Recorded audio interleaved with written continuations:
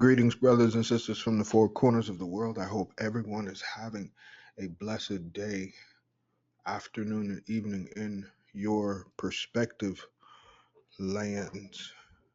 Okay. Brothers and sisters, when reality kicks in, we really went over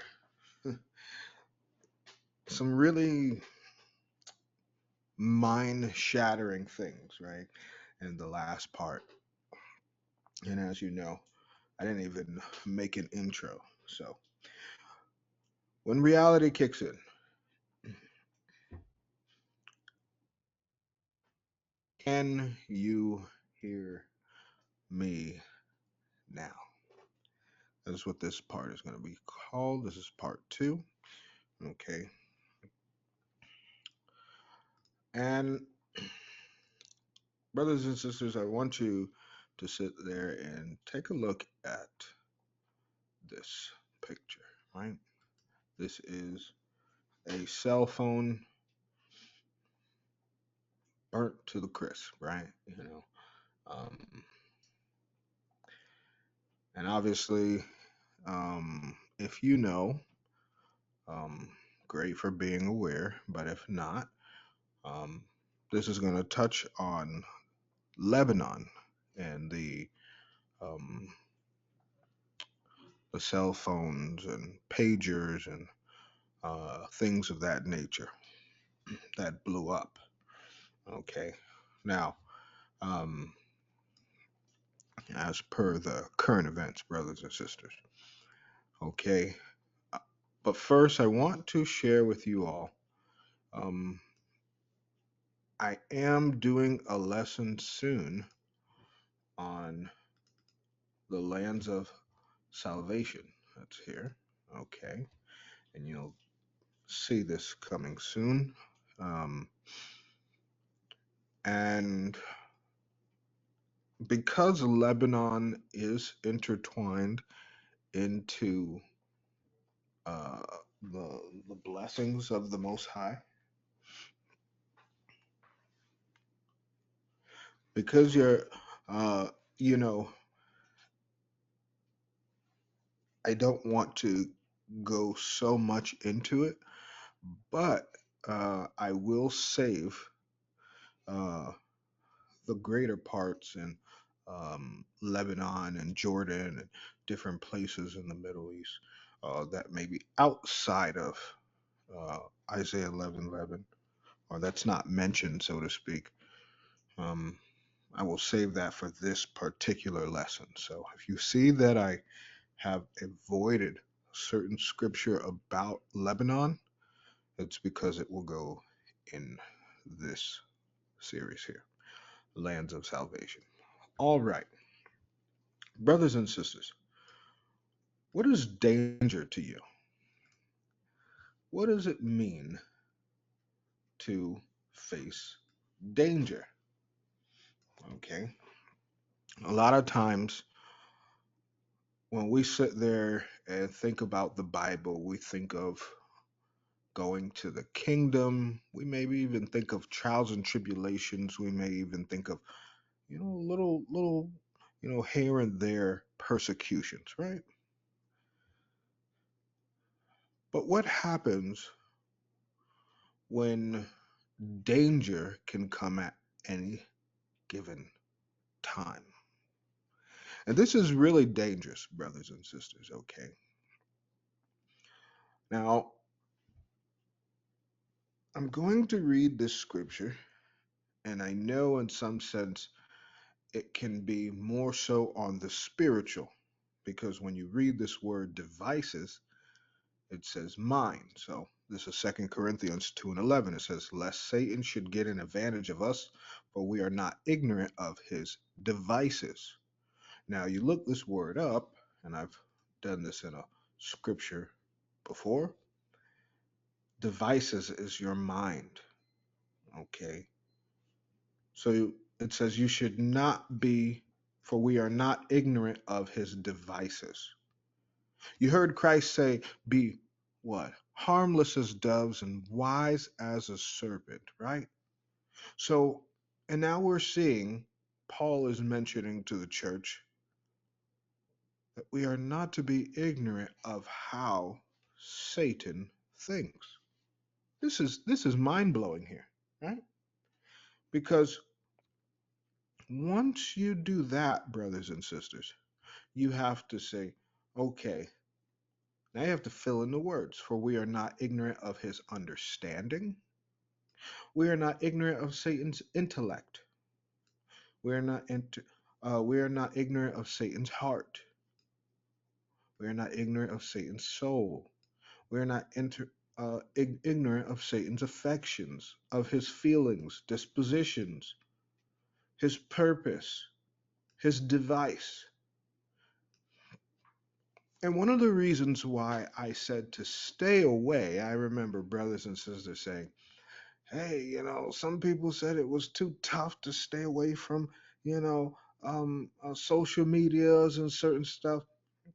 Now, if you've ever lived in Africa or the Middle East, and this is nothing against the people, okay? Because I've lived there, I love it. Love the people, I love the environment. You're gonna get good and bad everywhere, but overall, I think it's way better than living in Europe or in America, Canada. Okay, now they kind of give these other countries kind of like the European and American hand-me-downs, right? Like old phones, old DVD players, old headphones, just old things, right? Now, it's not to, you know, put anyone down, but that's what a lot of these nations do. Oh, well, this is outdated. You can have this. You couldn't afford what's new, right? And some things, some very few places in certain areas, in certain countries, in certain cities, they have the really new things, but it's very rare in some places in Africa and the Middle East. And then how much you have to put out for that is no different than what you would have to put out for in the United States. And I know that some people may say, "Oh, I have to pay 14,000 or 70,000 won or such and such and such for francs for these shoes or for that jacket." And then over in the United States or Europe, it's like 300 euros or 200 or 400 euros, U.S. dollars. And if you think about it, no matter where the people are from, they're all what? Irresponsible when it comes to spending so much money on things, right? Because in reality, you'll spend so much money on maybe clothes and entertainment, and then do what? And then say, well, we're hungry, or we don't have this, or we don't have that. Now, that's a part of Satan's device. You have to understand Satan will trick people in certain things. Now, we are living, and when I'm looking at this Lebanon situation in Syria,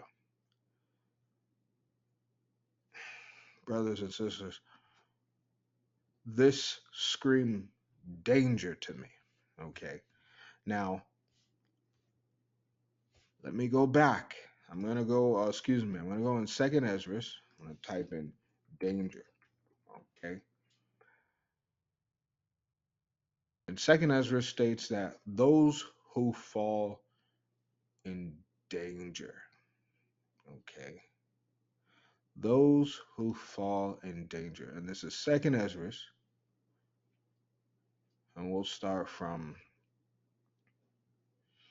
mm,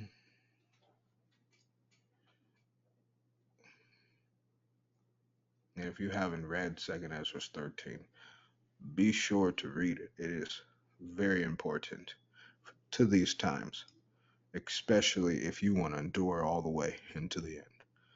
So we'll start from 2nd Ezra 13 and 16. It says, "For as I conceive in mine understanding, woe unto them that shall be left in those days, but much more woe unto them that are not left behind."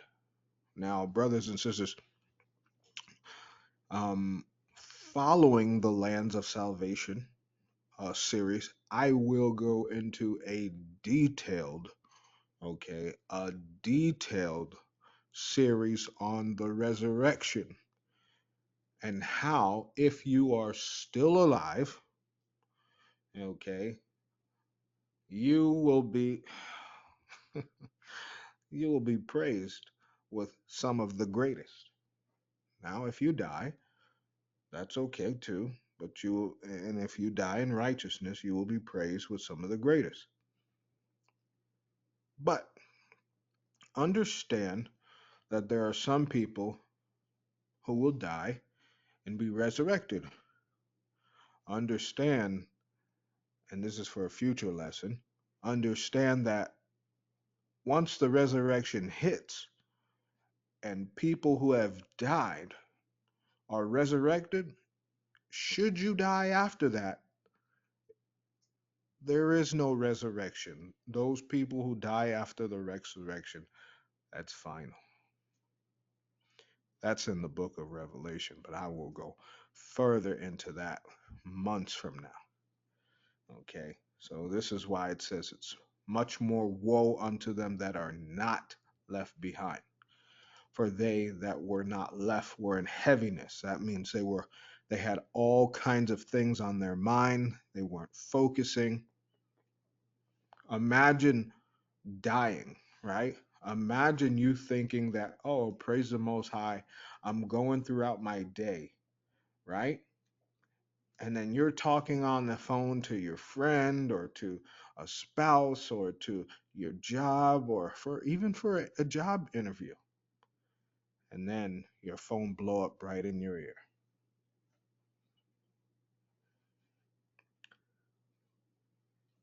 I guess I guess the I guess Minister Yashab wasn't, you know, I guess what I was saying wasn't important. I guess what the Bible, God's word was saying wasn't as important because it's very important that and I'll share this in the new Lands of Salvation series, as the years are going about and we're moving faster than you can blink. It's because Christ is setting up his kingdom in the invisible. And that's why all things are getting revealed. That's why all evil is coming to light. You think that's on its own? If these people had it, they would murder us all. If they had it the way they wanted, we wouldn't survive at all. And I'm going to prove to you that what they call so-called the age of what they would say Aquarius, or the age of information, is the ushering in of Christ return. It's in the Bible. I will show that in the Lands of Salvation. Right? Moving forward, they were in heaviness, thinking about all kinds of things of this world, cares of this world, as the gospel say. Now understand I the things that are laid up in the later days, what shall happen unto them and those that are left behind. Therefore are they come into great perils and many necessities. So already it says that you were going to have to, in order to survive, you were going to have to go without.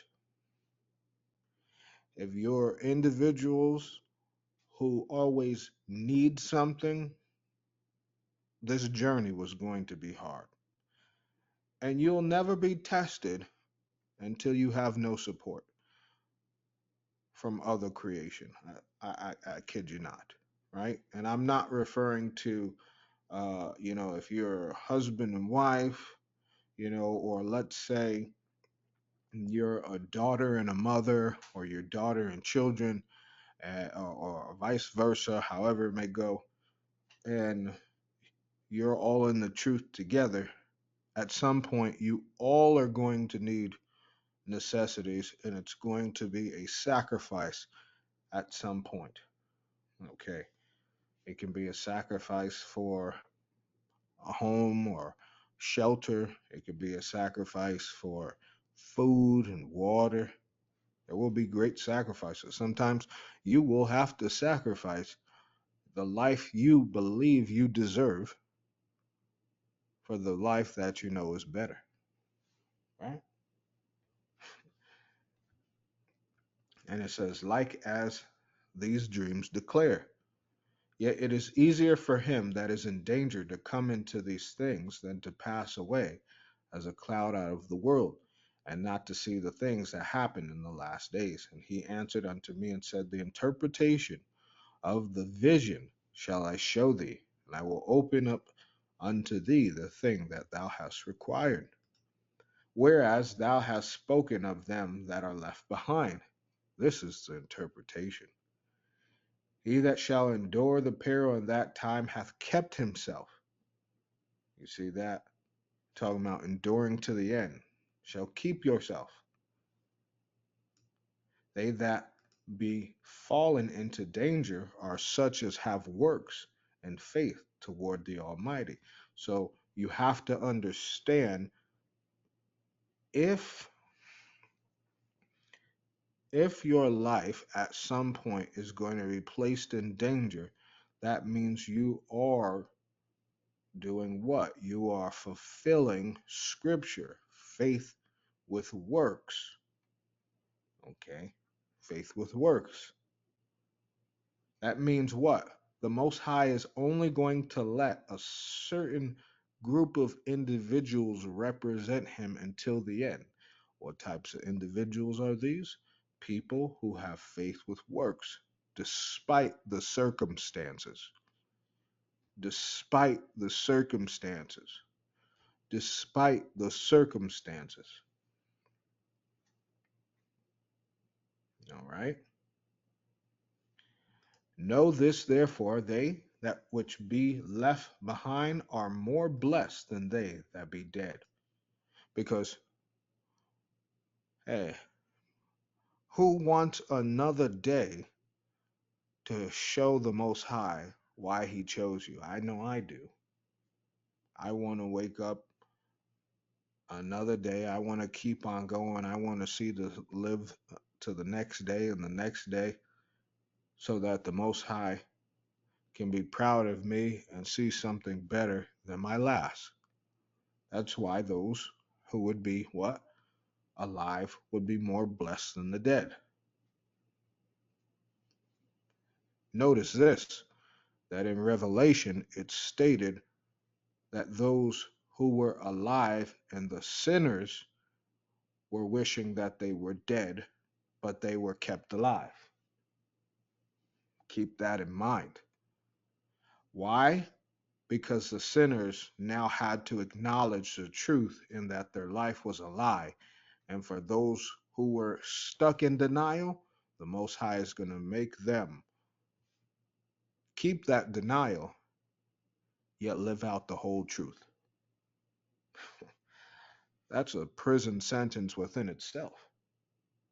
You hate people, you hate the Most High, you hate Christ so much, you even hate the Holy Spirit so much that He says, you know what?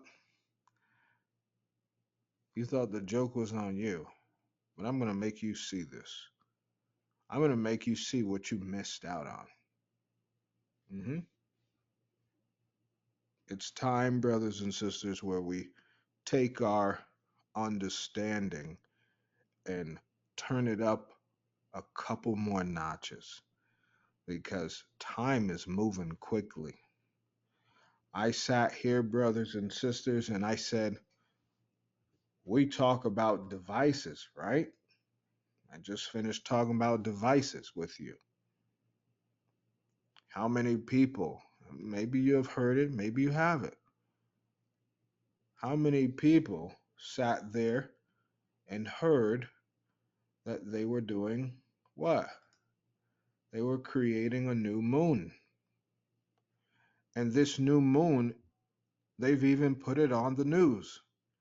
And they said, you can expect for this moon, you can expect to see two moons in the sky from September 29th to November 25th of 2024. Now, they sat there and said it was discovered in August that a new moon was coming. How can you discover something you can't see? One. How can you discover something that wait, I thought the moon stands still. Why is it traveling to us? Okay. 3. If you believe in Genesis, which you should, you understand that the Most High made a firmament, what is the dome, which means nothing can come in our barriers unless the Most High opens it, or unless they use CERN and those ghost particles, which we call them demon particles, to open it. And I'm sitting there thinking, a second moon? A second moon? Uh, so I said, let me check it out. Check this out, brothers and sisters. See what they said. Fair use. Earth is getting a second moon for a limited time. Astronomers say an asteroid will come close enough to Earth to temporarily enter its orbit at the end of the month. Let's bring in astrophysics professor Adam Frank from the University of Rochester for more. Adam, what can you tell us about this so-called mini moon, and how does this work? Yeah, so the idea here is that the solar system, which we think of as being pretty chill, just planets going around in circles forever, is actually pretty chaotic. And there's a lot of asteroids and comets flying around, and it's pretty dynamic in a lot of ways. And what we're having here is a asteroid, which is basically a flying mountain in space that usually orbits close to the Earth or orbits in the same distance from the sun as the Earth. And it's getting captured by the Earth's gravity, and they'll be part of the Earth-Moon system. It'll orbit the Earth for maybe about 2 months, and then they'll get flung back out. So we get a little, teeny tiny little moon for about 2 months. Now, coming into the Earth's orbit and then flung back out. If that was the case, wouldn't the Most High just replace the moon? Or wouldn't the moon just be flung out, kind of, right? If the Most High wanted two moons, wouldn't he just replace? But here's my thought, right? A few months ago, we saw seven suns. I hope you're recognizing this. A few months ago, in the beginning of 2024, there was the solar eclipse, right? And then you have the suns, and now you're having additional moons. I don't know about you, but I feel something really, and I said, this is why I said, brothers and sisters, in the beginning of the year before that eclipse came, I said, you better pay attention to your opportunities, and you better be ready for it, because you don't take an opportunity that you're not ready for. And if you do, Most High, Most High gonna have some fun with you, and it ain't gonna be the way you want. I'm talking about over sorrow, feeling with regret. But anywho, you got the eclipse, you got the seven suns, now you got new moons. I'm trying to figure out what part of their so-called 2024 is normal. But never mind. Let's keep going. Months. Okay, so how close are we talking when we say this asteroid is coming into Earth's orbit? Do we have to be worried about this? No, not at this point, luckily, because if something this size were to hit the Earth, it would be an apocalypse of of a biblical kind. Of a biblical kind. You animal. Okay, now we know that these astrophysicists, these people do not believe in God. Let me make that clear. They do not believe in God. Let's go and, let's go and just play this game, right? Let's look. All right. A moon, heavenly body, we understand that, revolves around the earth monthly. It does not revolve. It goes into portals and phases, as we know from the pseudographia. All right, moving on. And we see the new moon. That's how we have, okay, it's a new month. And usually, I don't know if you've noticed by now, but whenever new moons come about, it's extra cold. Keep that as a mental note. All right. But anywho, now, and then it also, see that month. All right. Now, let's look at this word asteroid. Now, my thing is this: is it a moon or is it an asteroid? Because so long, when we were in school as children, they told us that the moon is a moon, but asteroids hit the earth like a rock, right? But remember, we know asteroids as something that's star like, a star. Now, you starting to remember we went over this, didn't we? Right? A star. Star, once again, is a celestial body appearing at a luminous point. These are angels, morning star, falling star. They were used better as planets and comets. Okay? I don't make nothing up. Now, it says influence of planets and zodiac of human affairs. Now,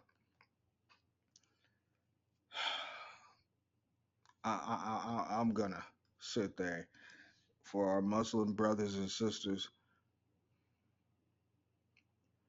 You're starting to look like how you were before, because a lot of Muslims deal with um, um, what is it called, the zodiac signs, and I'm just like, what are you talking about? Do I know? I don't want to know no zodiac sign. That's not godly. Yeah, there's a lot of Sufism there, but never mind. Okay, and Christians do it too. I'm coming after everyone.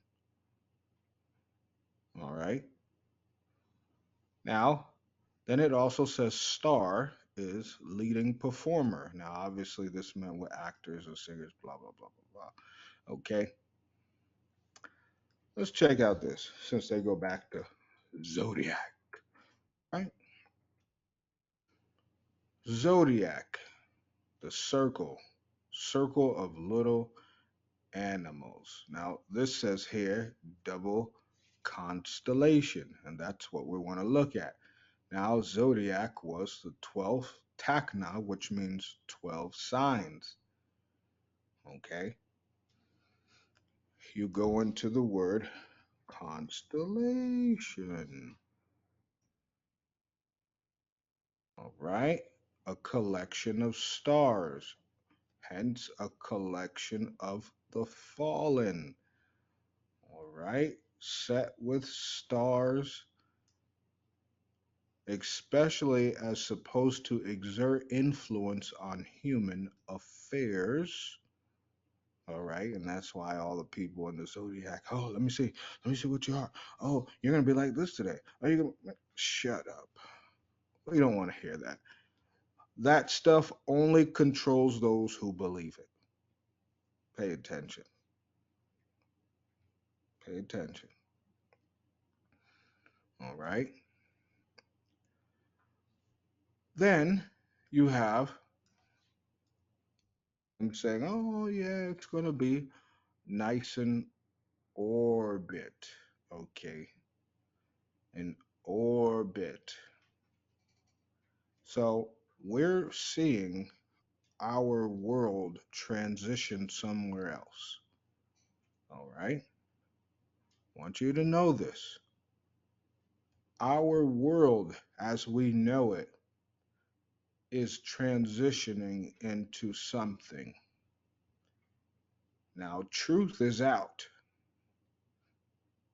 You couldn't run from it if you wanted to. I mean, if you run one way, you're running to another truth.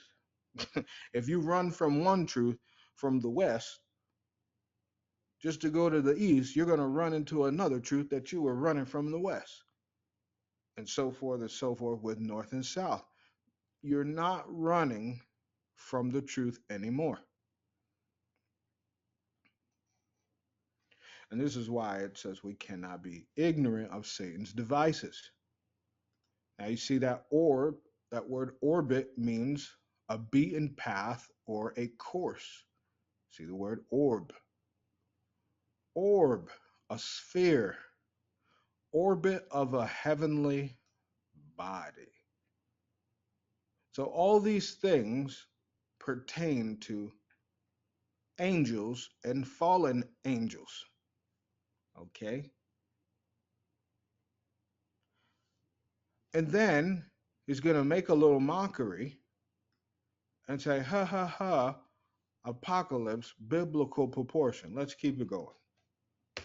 No, no, not at this point, luckily, because if something this size were to hit the Earth, it would be an apocalypse of a biblical kind. So really, here what we've got is something that's at about the moon's orbit or so. It's about that kind of distance. So in no way is it going to get close enough to threaten us in any way. But the important thing here is that we watch the skies. Astronomers are spending a lot of time trying to catalog these classes of asteroids to make sure that we understand where all of them are. Because if any were to get close enough to the Earth, we thought there was a possibility of hitting us. So there's a number of things that, and notice the word threaten, as if someone is coming to harm you, right? Because you've been talking a good game about astronomy and blah, blah, blah for years. No, oh, let's not forget the devil's comet, right? Oh my. Come on. Come on. You remember that? Come on now. We're seeing something occur. Now, I love the title, New Moon Rising.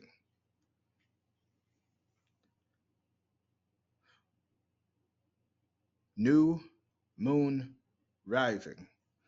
Now, you have to understand this is a hidden message here. Two messages in one. Now, Lucifer was the morning star.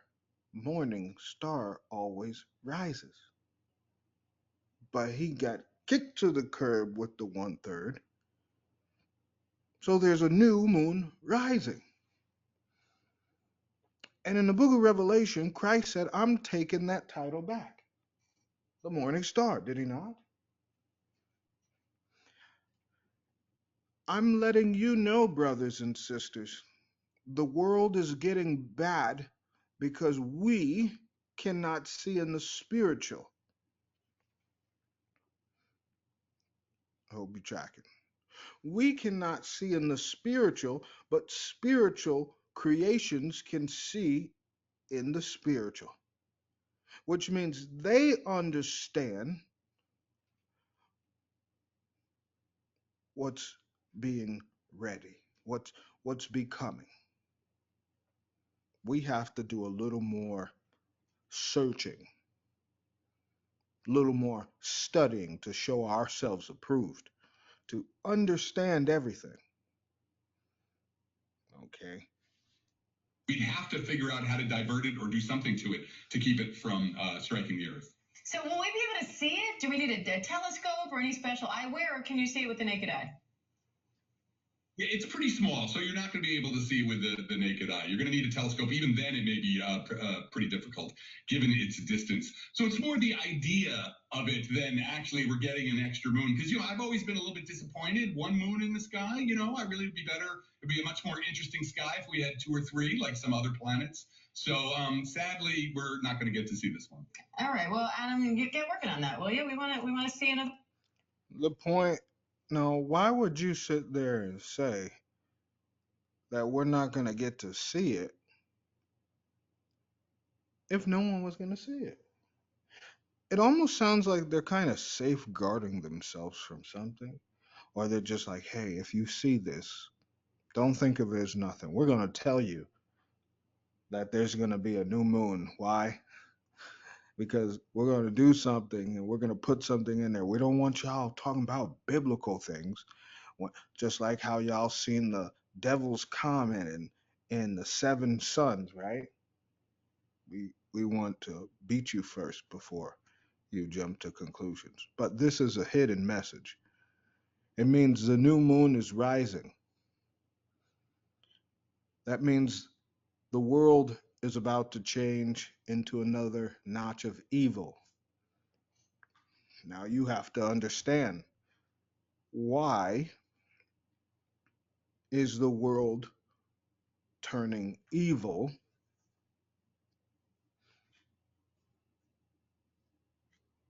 As Christ returned. You would think it would straighten up, right? Well, you see, Christ is returning and he's doing something that sinners do not like. He's revealing all hidden sins. For example, you go on Google right now, anywhere in the world, and you can pull up sins of any country. Any country. You can see how they were created. You can see the politicians. You can see what they fund. You can see their scandals. You can see everything. And to take a step further, it's out there now, right? And I'm sitting there thinking, I and love I love all creation of the Most High, but Gen Z is, I'm sorry, the most disappointing generation. They are the most needed, but they are the most disappointing. Why do I say this? You got all these people being exposed, and you still want to dive into that world. Think about it, right? Think about it, right? It's not a good world. You have men who need to change themselves. You have you have women who couldn't, and I'm referring to the Hollywood, that's what it is, a druid witch stick. You have women who couldn't sing about nothing pure or clean. They have to, make themselves the spectacle of sin and treachery, but yet wouldn't raise their own daughters that way. And we'll take, for example, I don't know if anyone saw months ago or maybe a year ago. I think there was um, a video formulating online where I think it was Nicki Minaj or I don't know, Cardi B or some, one of them. I don't know. They did a song with Michael or Megan Stallion. It's Michael Stallion's a male horse, but anywho. Um, and her daughter, her little daughter, heard the song, and she was on live, and she told her daughter to stop dancing and singing to the song. And then she turned the music off and was yelling at her daughter. Now, you'll yell at your own child to not sing and dance to the music, but you have no problem what it does to others. You have no problem what it does to others. Yeah. All these things. You have Jeffrey Epstein, you have Obama, you have Michelle, you have Hillary, you have all the religions.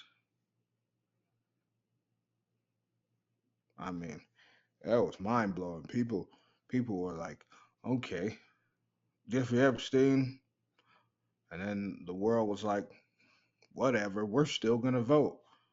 What? We're still gonna go to concerts. What? We're still gonna support these people. Huh?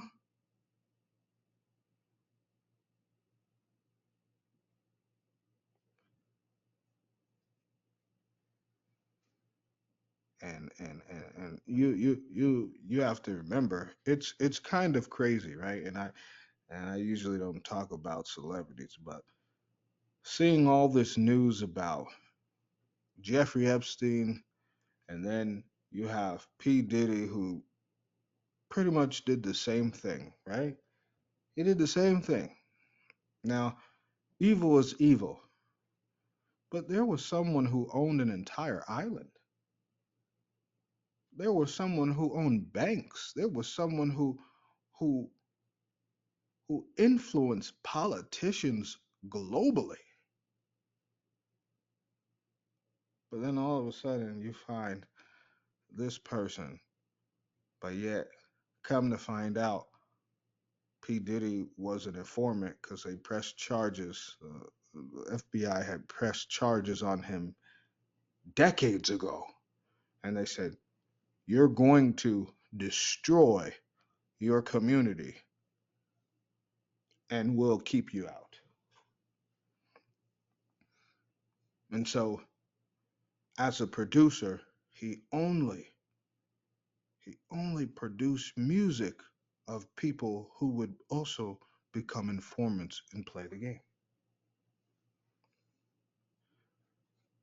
Everyone saw. I just saw someone share with me this morning, uh, where Kevin Hart was hosting the Diddy parties like it was a Grammys or something.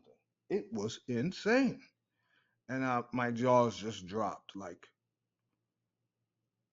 so you have these videos of all these people, but you are not going to arrest. Do you understand that if they arrested them all, there would be no Hollywood? That's how bad it would be. There would be no Hollywood. And I'm sharing with y'all all these distractions. Because you gotta understand one thing and one thing and one thing. I mean, it's coming at you fast. Some things is a distraction, and some things, if you're on the lower level of truth, you're stuck in the P. Diddy. All right, scandal. If you're a little bit higher, you're still talking about Donald Trump and his assassination, knowing that, hey, it's looking like they're going to do what they're going to do. And obviously, you know who's getting in there. That's another level of truth. Third truth, okay, come to the Bible and the truth, all the things. And then the final portion of truth is how far all of this goes and how this all ties into destroying the children of Israel, Psalms 83. Hence, also the entire Old Testament.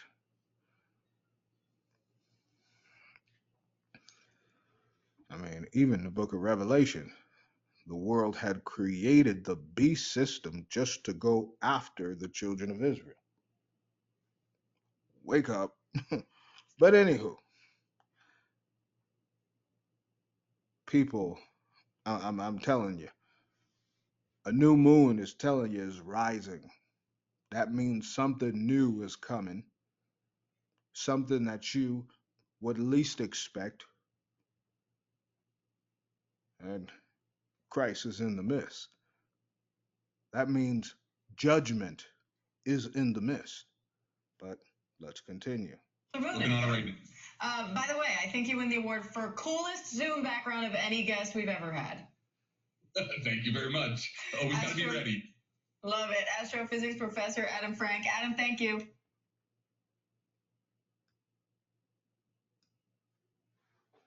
A lot of time trying to. Now, his devices. You may ask, why would I show about the moon? Well, it's a little bit difficult to show about the moon. And you may say, that's kind of off, where he's like, can you hear me now? Right? And then it's like, he's got a picture of a cell phone. He's showing the moon, but then CERN is getting ready to have an official event on the 1st of October. And it's like, well, what does that have to do with the moon? Well, I did some studying and I already knew this.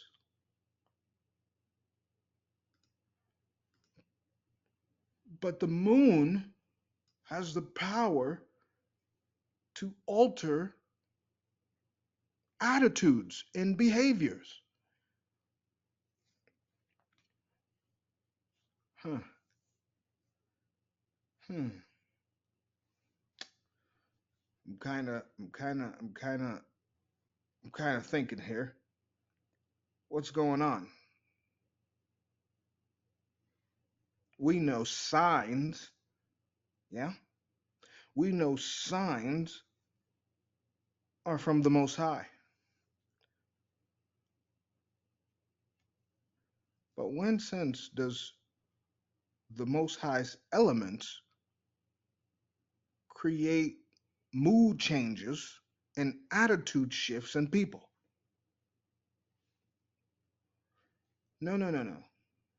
That was from spirits that operate at night, right?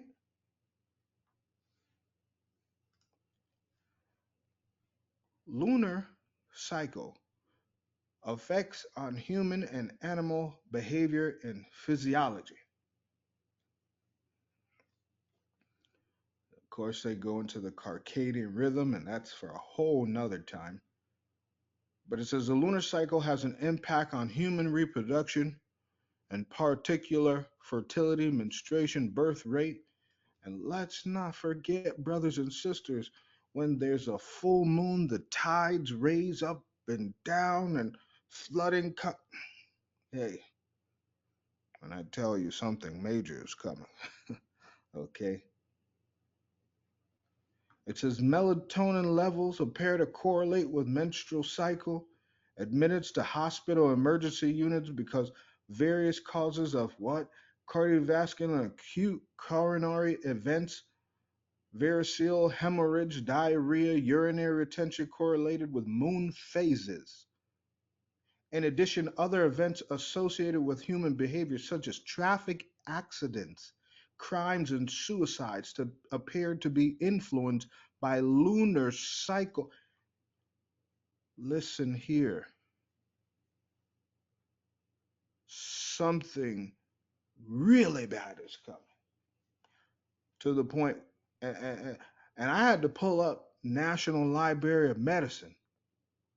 I had to show it to you through medicine that they said the moon affects people.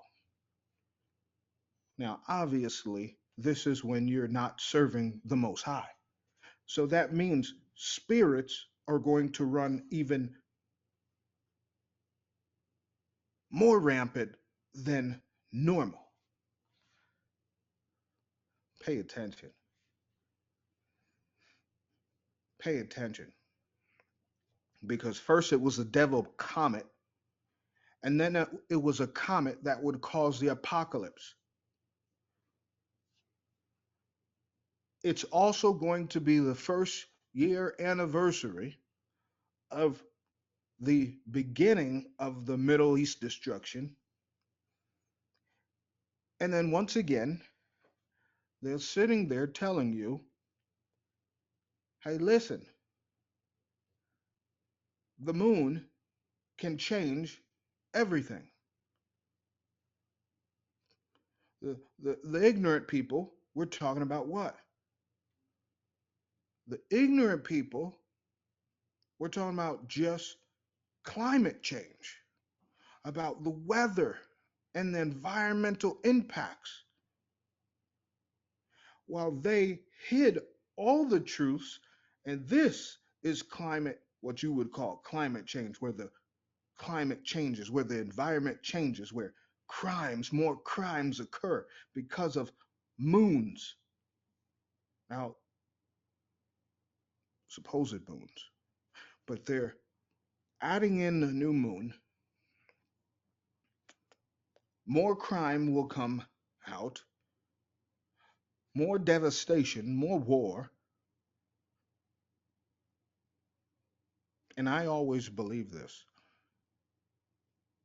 that now we are running. I mean, we've always ran on the Most High's time, we've always ran on Christ's time. But now we are running not by a new year time, we are running by a pay attention to me and you better know my signs time. We are on a don't let me catch you slipping time. We are on a don't let me catch you sleeping time. That's the time we're on. Hence the picture to the left, the cell phones. But anywho, it says, however, a number of reports find no correlation between lunar cycle and human reproduction. Minutes clinics and emerging. Okay. It also reveals that animal studies revealed that the lunar cycle may affect hormonal changes early in phylogenous insects. In fish, the lunar clock influences reproduction. Hypothalamus, it's the brain pituitary gonadal axis. In birds, so pretty much expect to see animals wilding out here, going crazy.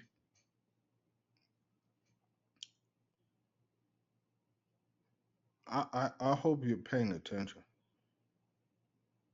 It says the release of neurohormones may be triggered by electromagnetic radiation. What? Electric magnetic radiation?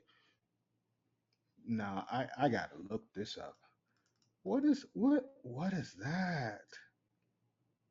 What is electromagnetic? Electric currents? Wouldn't wouldn't cell phones be a part of wouldn't cell phones be a part of that?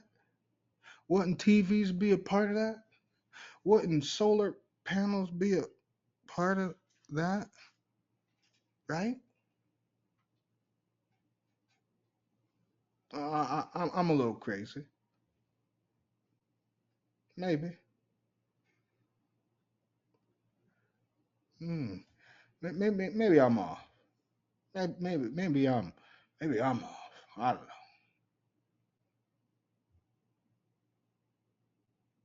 know. Maybe. Just just maybe.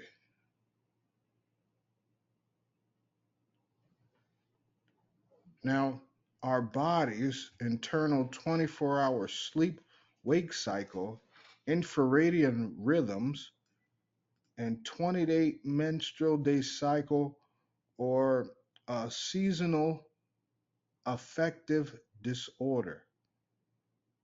All these biological cycles change based on internal and external factors. 55 to 78% of the body, the human body, is made of water. There's some reason to believe we too might be impacted by moon, its light, in a 27-day lunar cycle. I love how they sit there and tell you they change the months, right? Hint, hint, Book of Enoch. Anywho, especially when you consider the moon's gravitational pull on the Earth is powerful enough to affect ocean tides, right? Research has shown that several species have adapted some of their biological cycles to line up with the lunar cycle, reproductive cycle of marine animals like tropic corals during full moon nights, annelid worms during the waxing moon, and emergence of midges at neap tides is evidence of lunar connection. Hmm. Brothers and sisters, it has long been believed that the moon can affect your mood. It's certainly true that the environmental factors can play a part in a person's mood swings and act as a trigger for anxiety and depression. These spirits is about to have a ball. Okay? And when I first saw this, I said, "Oh my, wait. I was getting ready to do the lesson and I said, it popped up and I said, no. Okay, no. I got to cancel the lesson. I said, Most High, no. This is crazy. This is wild.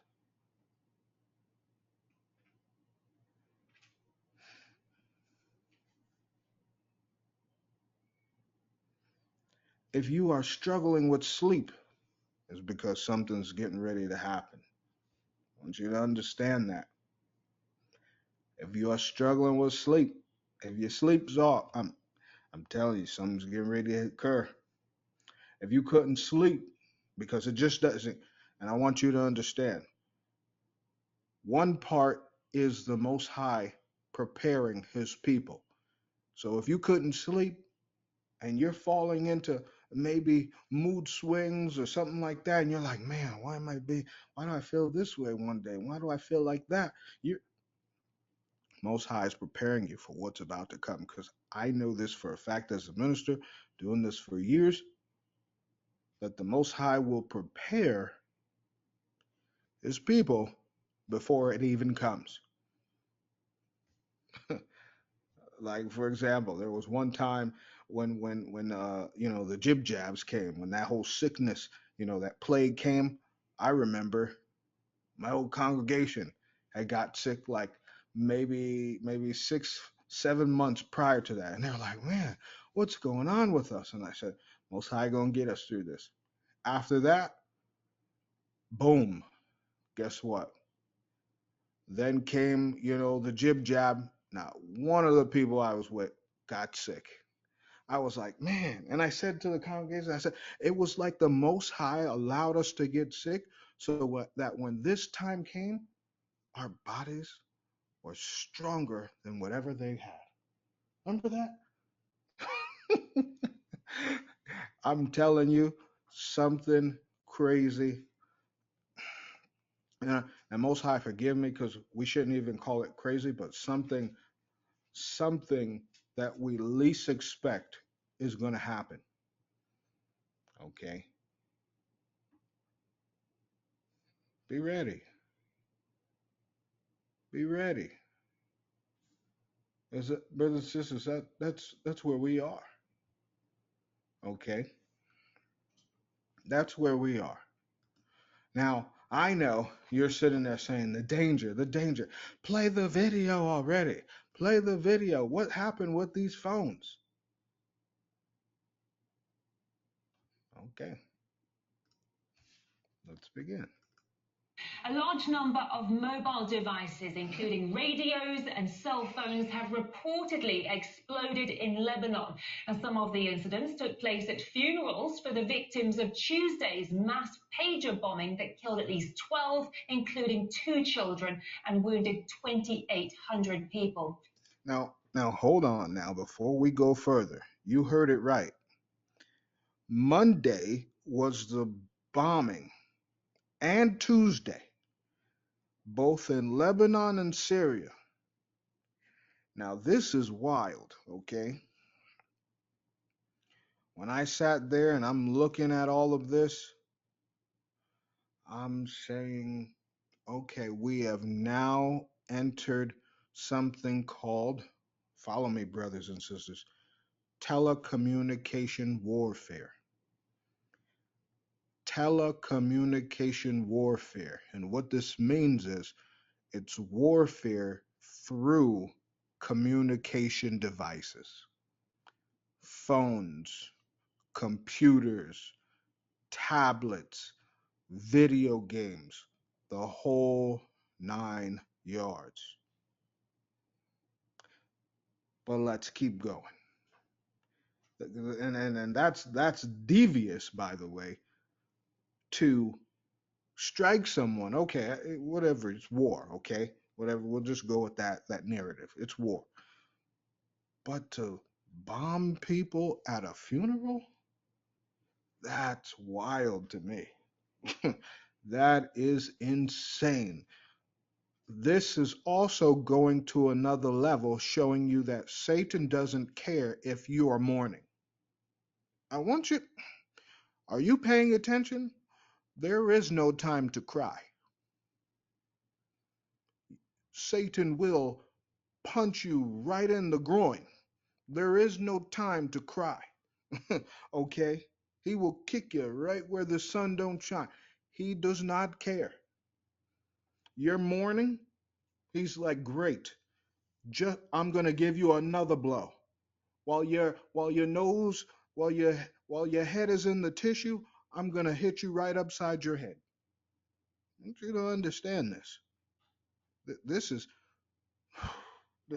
brothers, this is high level wickedness. Moving forward. Let's cross to our correspondent, Yas. And one last part. Remember, I said that they give Africa and what? The Middle East countries the hand-me-downs. Remember, I said that. Let's keep going. Ekin for more details on this. Now, yes, the details are still coming in, and a large number of people have reportedly been injured by these latest bombings today. What do we know at the moment?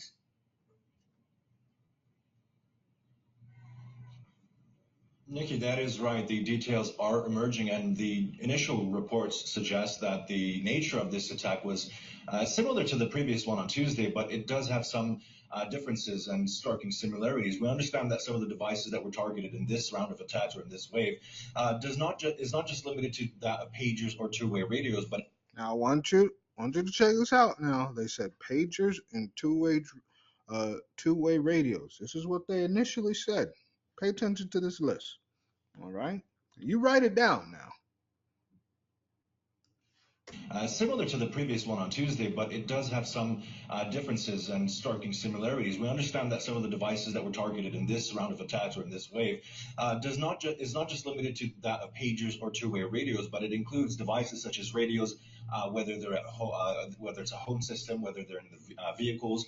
Radios have been reported to have exploded as well. We understand that laptops as well, including fingerprint scanners that have been embedded in the homes of civilians. So the general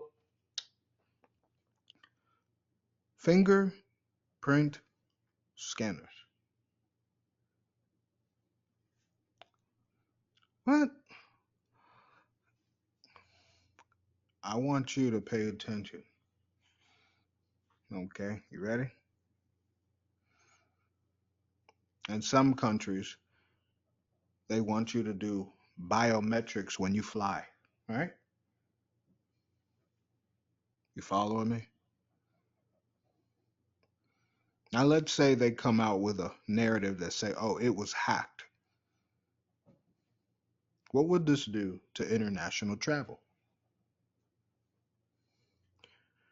You thought that you were going to that it was bad from 9/11 taking off your shoes and your belt.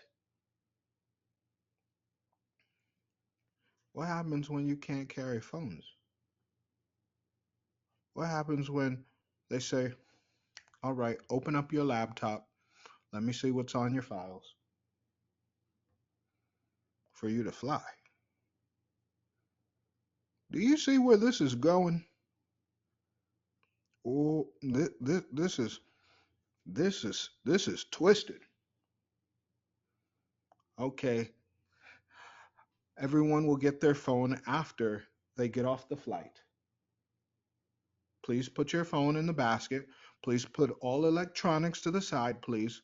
Please mark your belongings, wrap them up. If you see a slit in the tape when you wrap your things up, know that the boarding agents, they went through everyone's things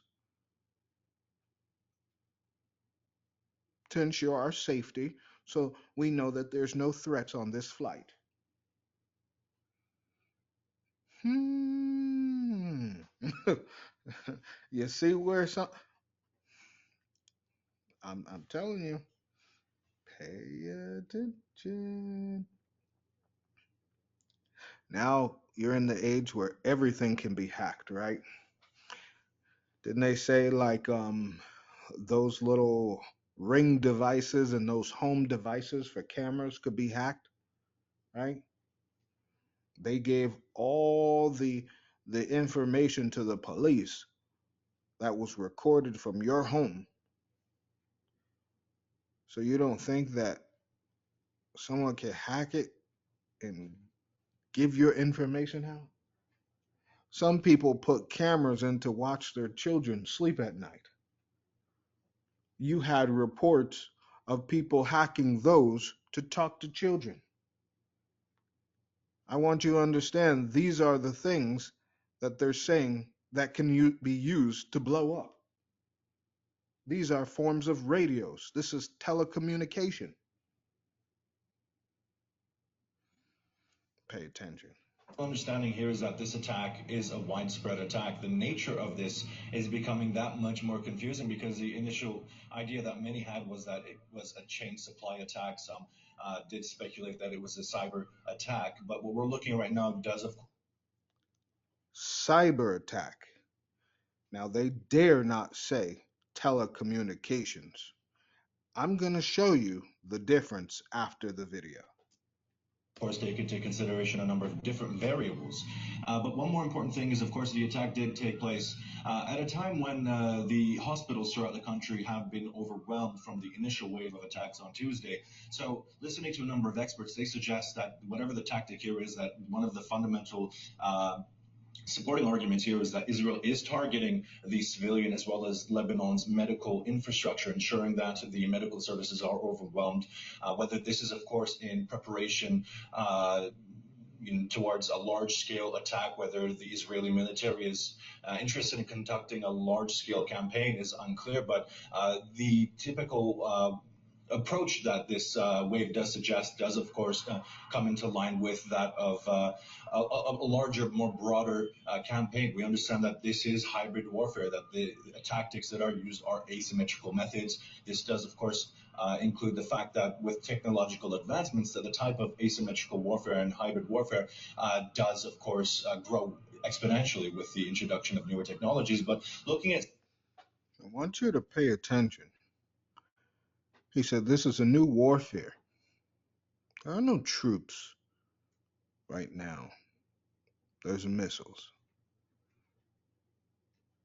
If they can cut the losses and save their soldiers, they will do so. They will implant things. They will, as he said, cyber, but this is telecommunication warfare. I want you to understand children were killed here. Children were hurt.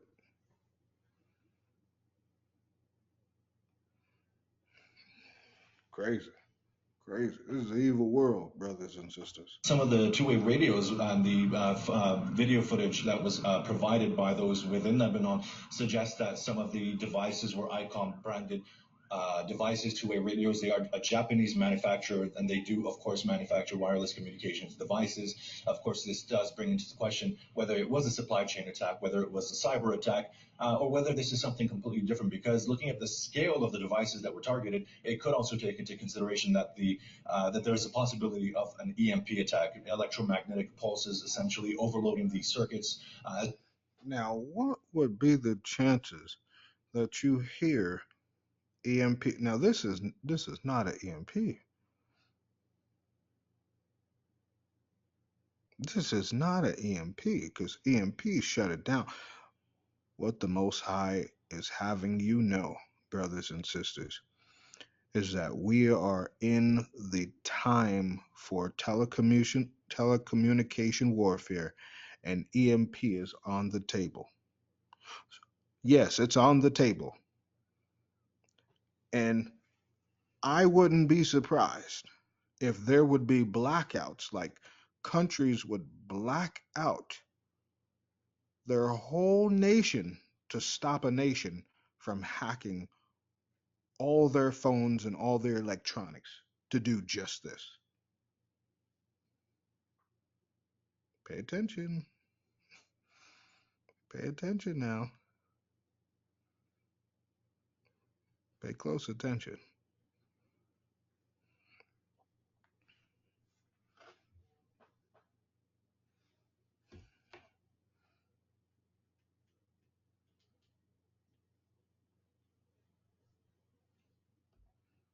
Pay close attention. As well as the technological and electrical devices, which resulted in such a wide-scale attack. Of course, the details are emerging. We will be following this, Nikki. Thank you so much. That's RT's correspondent Yasin Ekin speaking to us live from Istanbul. Thank you for now, Yasin. Well, these alleged bombings, of course, come a day after at least 12 people, including 2 children, were killed and 2,800 wounded in Lebanon as a result of a mass pager bombing. The Taiwan-based company that owns the brand says it didn't produce the devices. It claims they were made under license by a firm based in the capital of Hungary, but that business has also denied any involvement.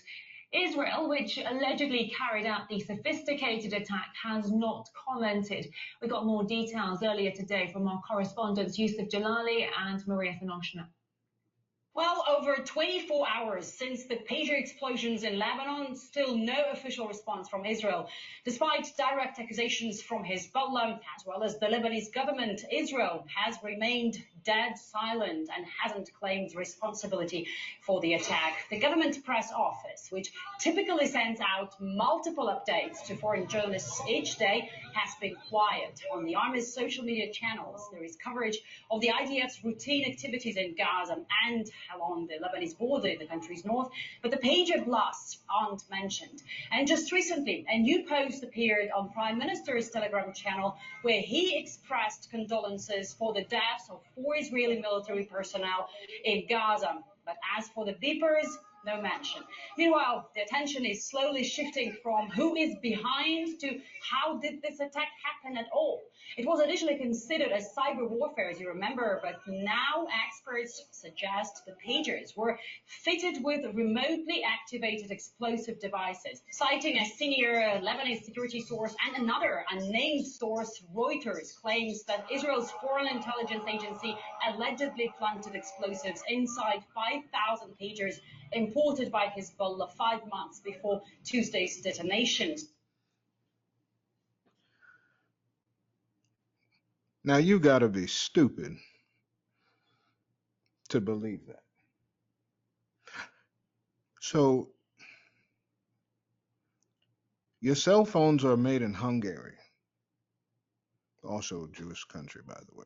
But your cell phones are made in Hungary. You want me to believe that you implanted 2,500 of them, shipped them over, and you knew exactly who was going to buy which one, and then explode them Brothers and sisters, they are insulting our intelligence. Does that even sound logical? So, brothers and sisters, I want you to think of it, right? Let's say you went to a store, right? And in your city, there's let's say 500 people. Let's say you have, and just a number, right? Let's say you have mm, maybe 100 people that the government would call a terrorist, right? So 500 people, and out of that 500, there's only 100 who are called terrorists. And you give that country 100 cell phones, right?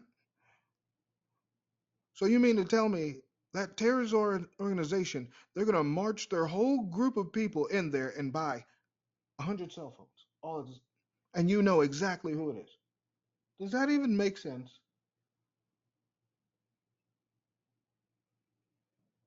I mean, do they have an ID card says, "Hey, we're Hezbollah, give us the ones," and they like, "Oh no, I got a special phone for you." Right? Does that even make sense? So that means, what does that mean? That means it was Russian roulette. We're just gonna, set off blasts here and there and there and there, and cause of, listen here. Anywho, let's keep going. This operation, a serious breach of Hezbollah's security, we have to say, was months in preparation, the media says. All eyes are now on Gold Apollo, Taiwan-based company that Hezbollah ordered the pagers from. The company's CEO stated that the devices used in the Lebanon blasts were manufactured by its sister company located in Hungary. And I'm not really believing this. So you tell me, you gave if you're against a terrorist organization, why you allow them to purchase things? Why you allow them to say, "Hey, we're Hezbollah and we're gonna buy from this particular country," as if does that even make sense? You you you gotta be understanding, and you can't be ignorant of Satan's devices, how Satan works. This is a narrative for the deaf, the dumb, and the blind. Okay? Because should they sit there and tell you this was telecommunications warfare, you would be afraid to use your phone. You would be afraid to use your computer. You would be afraid to use any smart device. Wait, smart device? All of them is smart, aren't they? TV, your cars, your refrigerators, your washers, right? Everything a smart device, right? You'd be afraid to for everything. We didn't design it. We didn't manufacture it. The company just bought a licensed logo from us. It has nothing to do with me. Well, in theory, explosives could have been placed inside the devices after they were manufactured or even after arriving in Lebanon. Investigators are considering all possibilities, but the manufacturer has been under significant scrutiny, of course. In response to this unwanted attention, the Hungarian cabinet stated that the company in question is private and has never received government orders. Israel's major ally and all-time supporter, the U.S., keeps insisting it had no knowledge of the attack in Lebanon. We heard that previously from Pentagon and White House officials, and now Secretary of State Blinken, currently in Cairo, Egypt, has reiterated that America neither knew about nor participated in the operation. The pager explosions occurred just a day after the Iranian president said Tehran might engage in direct talks with the U.S. Did you catch it? No, no. Really, did you catch it? The United States said we had nothing to do with this operation. Operation. Hmm.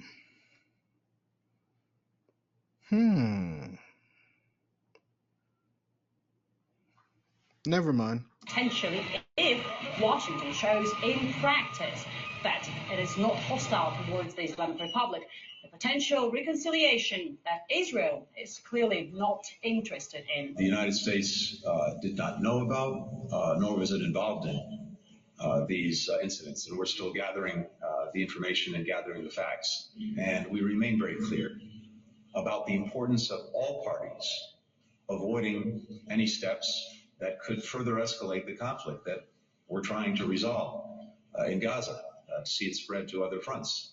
It's clearly not in the interest of anyone involved to see that happen.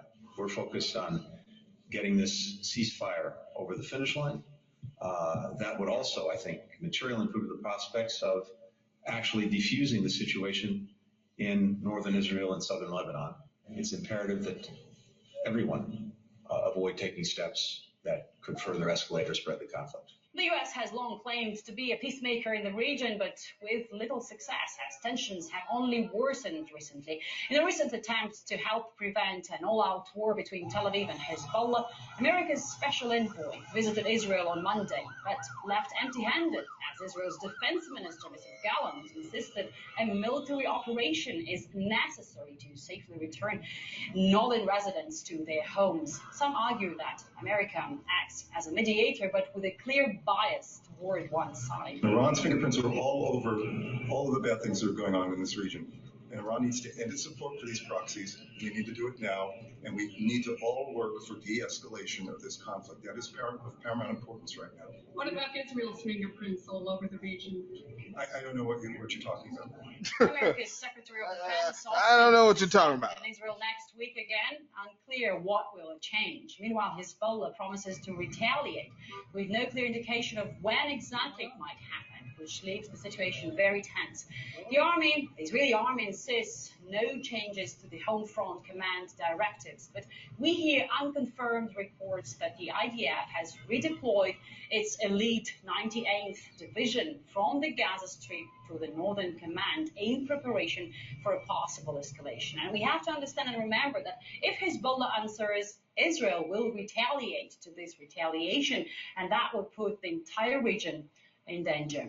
The incident has struck a nerve in Iran, prompting officials to adopt a more aggressive tone. Alaaddin Bouroujerdi, a member of the National Security Commission, has called for a strong response against Israel, citing that Iran's ambassador to Lebanon was directly impacted by this attack. Reports indicate that Iranian diplomat Mojtaba Amani is currently receiving treatment for injuries sustained to his face, eyes, and hands. Now, Bouroujerdi says that Tehran cannot afford to remain silent in the face of such provocations, citing Israel's history of aggressive actions against Iran, including the attack on Iran's consulate in Damascus, as well as the assassination of Ismail Haniyeh here in Tehran.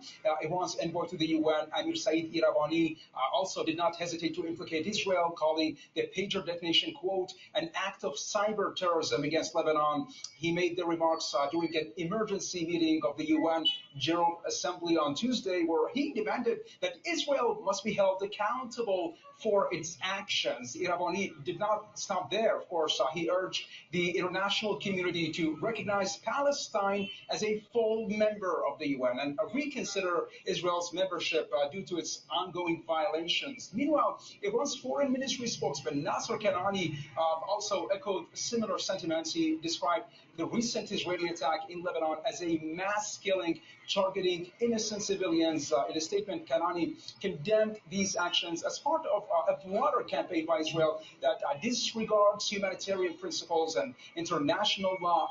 Now, observers say the targeting of Iran's ambassador as the only non-Lebanese official to be affected complicates an already tense situation, suggesting that a response from Iran may be on the horizon. As Iran's rhetoric has been intensifying, Tehran is already constantly constantly reminding Israel that it has not forgotten the assassination of Ismail Haniyeh in Tehran and that it should brace for potential retaliation from Iran.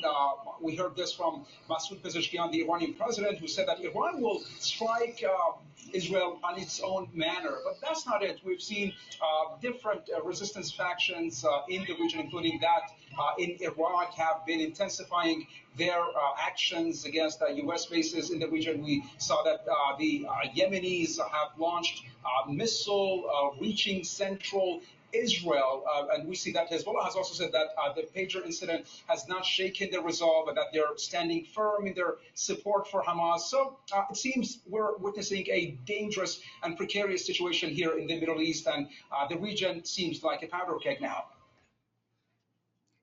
The region is a powder keg.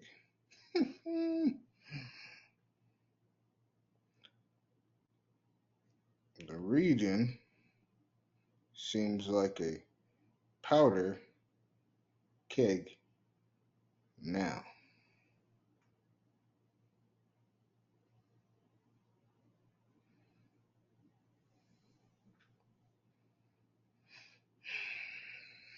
Brothers and sisters, it's a dangerous time. It's a dangerous time. And here was some of the aftermath I took. So, brief.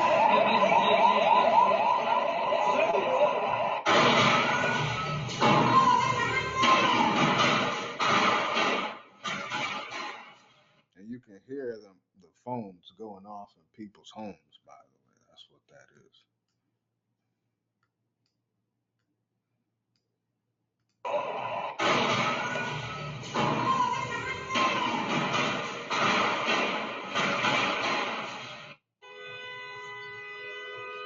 Car radios.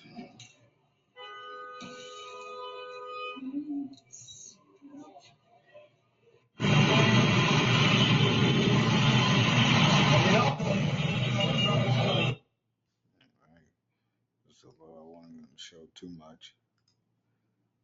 Brothers and sisters,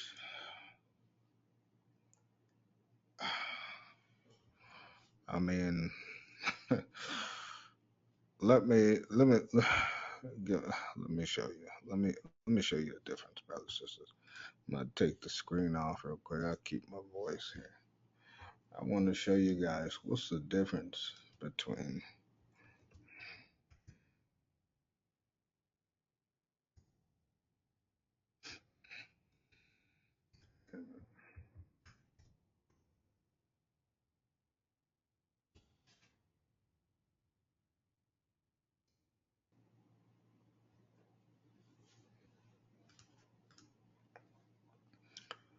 okay, and then let me show you this one.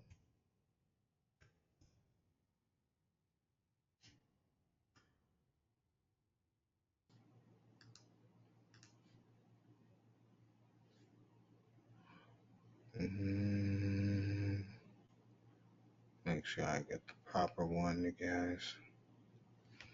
Let's go with these two just for kicks here.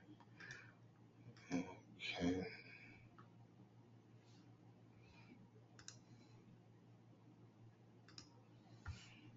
All right. So here I pulled up a little article or whatnot about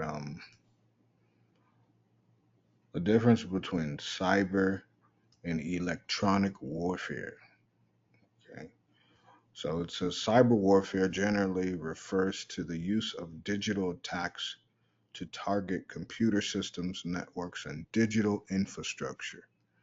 There are multiple ways to attack, including actions like hacking into networks, spreading malware, conducting denial of service attacks, and disrupting and manipulating information.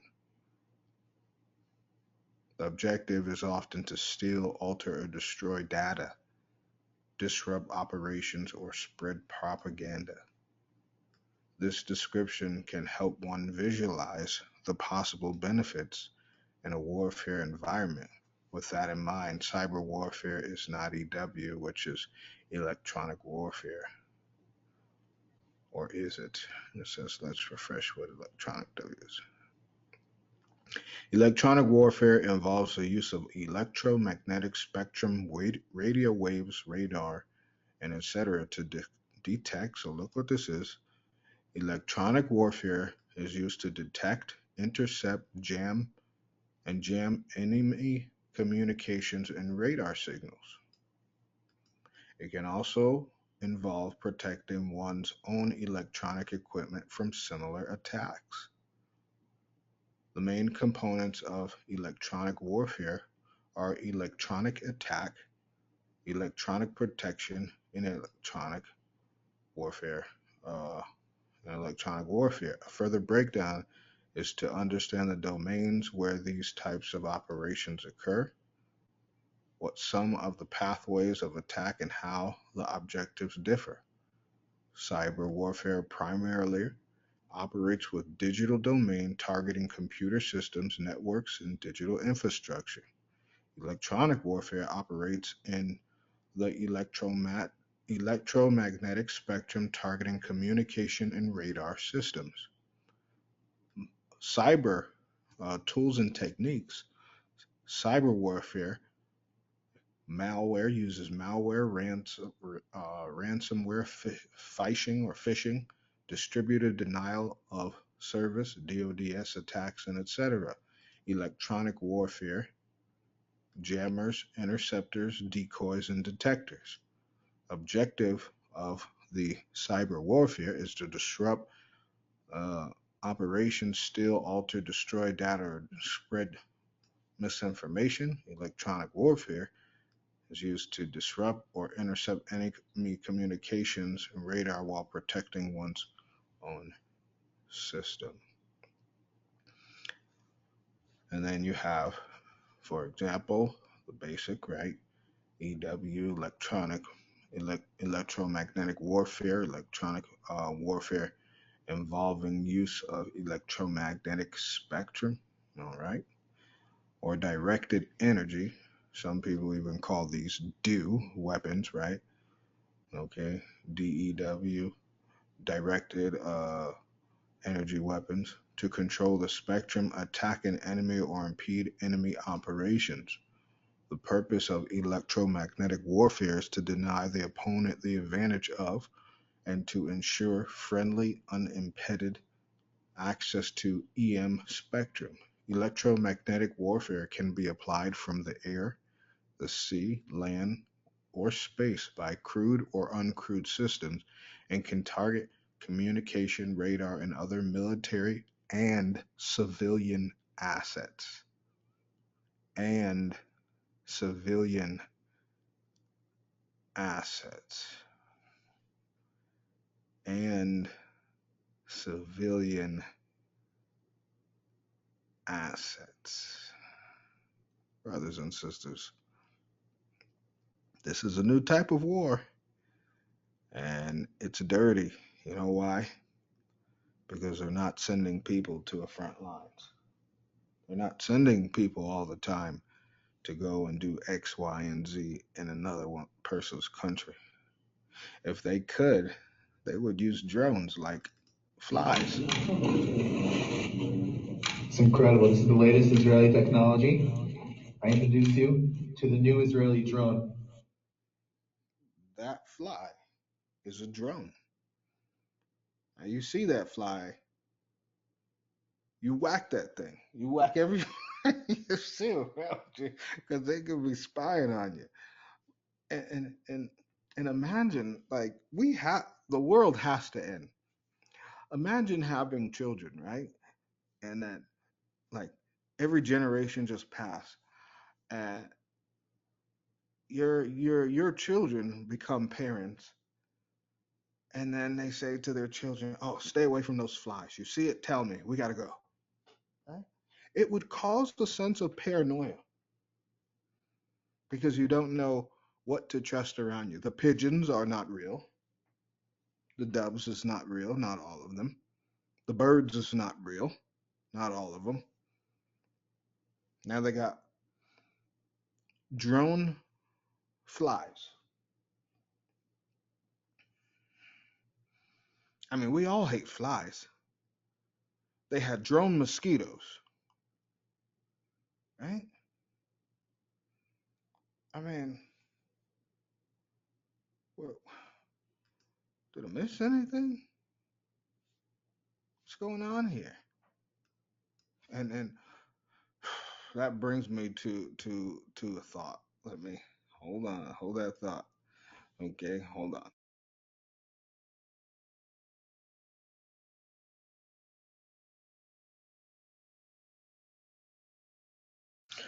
All right, brothers and sisters, thank you for that brief pause. I was actually trying to look for a video, but unfortunately, I couldn't find it, so I apologize. But I'll have to scuffle through videos another time. Brothers and sisters, this is some warfare. This is some warfare, yeah? And here's what others have to say about this, okay? From Russia.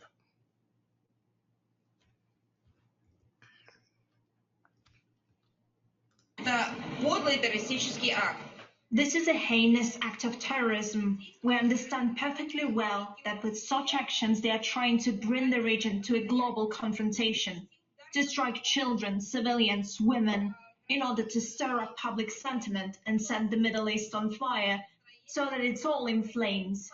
But there is another important point.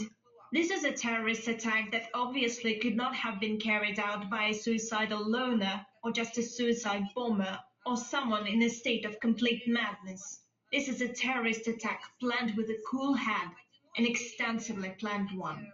All the signs are there of an international terrorist attack, because it is obvious that in order to gather such a large amount of equipment, it had to be brought in crossing several borders. Obviously, there is an international trail in this, and it should be investigated accordingly. Now the reaction of the West should be indicative. If the West remains silent and, as always, does not insist on an investigation, does not talk about human rights, does not repeat its rhetoric of many years, which they have used in similar cases when terrorist acts were committed on their territory, then this will be proof of their direct engagement. Mm. Well.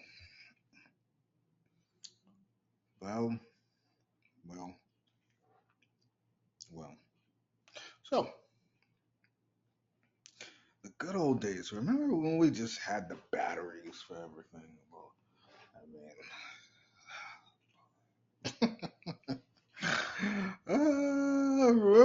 oh my goodness. Now it's lithium.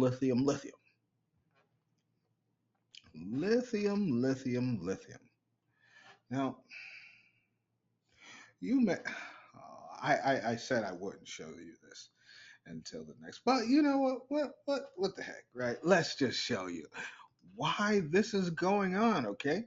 All right. So I want to show you something that I found out. All right. And it just may blow your mind. All right. And kind of I just want you to kind of like brace for impact, kind of, because um uh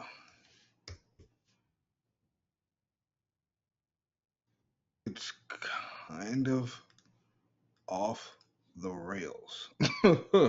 uh yeah, okay. Um and so here we go. All this bombing in Gaza and all these places, this is what they want. They want to clean out the Middle East, and they want to do it by calling it Project Gaza 2035. And they're going to kill people there, and I'm quite sure Lebanon and all the people, right? And And it says the plan to lay out three-step program for returning Gaza to self-governance and eventually reintegrating Gaza into the regional economy. This looks a little strange here. Looks a little strange. Now, it's saying plan infrastructure and trade routes for post-war Gaza. It would go through all of Yemen, Oman, UAE,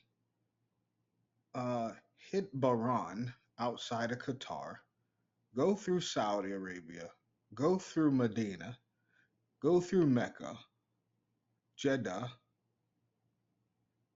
and then go in two directions up through Jordan and then up through across by the Red Sea and into Gaza. So there are numerous numbers here that you couldn't just draw this map up.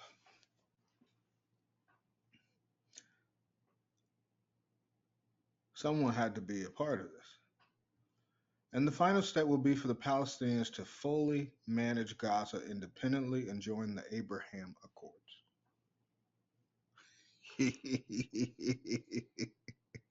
All right, told you about those accords. The time is coming. Now we know this is never going to happen. The Bible says it's never going to happen. It's a pipe dream. It's not happening. But I just wanted to let you know of what they are selling. I mean, with bombing all the people, what part of, I mean, who would you reintegrate if you killed them all? Right? Oh man, this just doesn't look right. This is just like some, yeah. Shut up. This is what I have, but you'll take it anyway. Brothers and sisters, we're in a tough time. Thousands of pagers now, and this is just an article, right? Thousands. And as we speak, there has been reportedly, supposedly, Israel just nuked Lebanon, a part of Lebanon. But hey, it's just, yeah.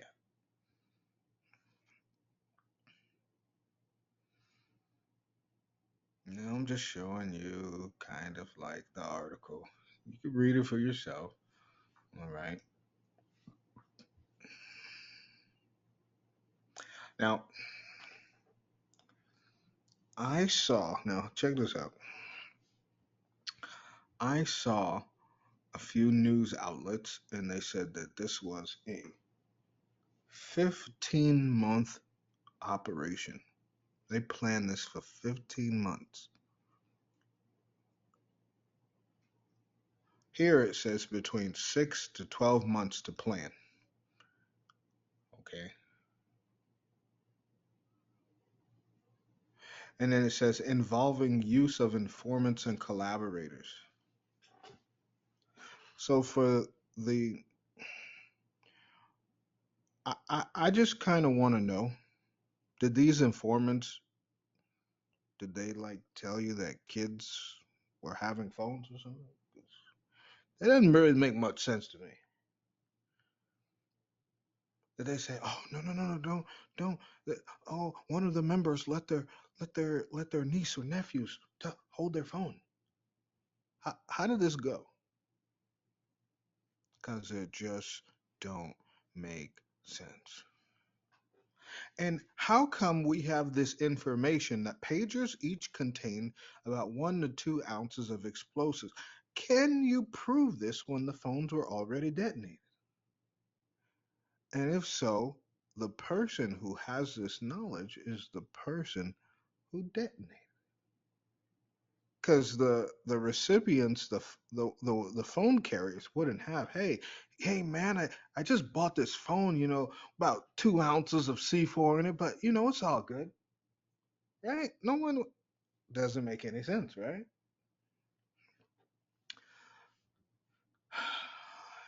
Let's play a game here. How this can happen. Fair Hezbollah use. reportedly ordered around 5,000 pagers from Taiwan, a country known for producing about 90% of the world's most advanced semiconductors. These pagers were destined for Lebanon.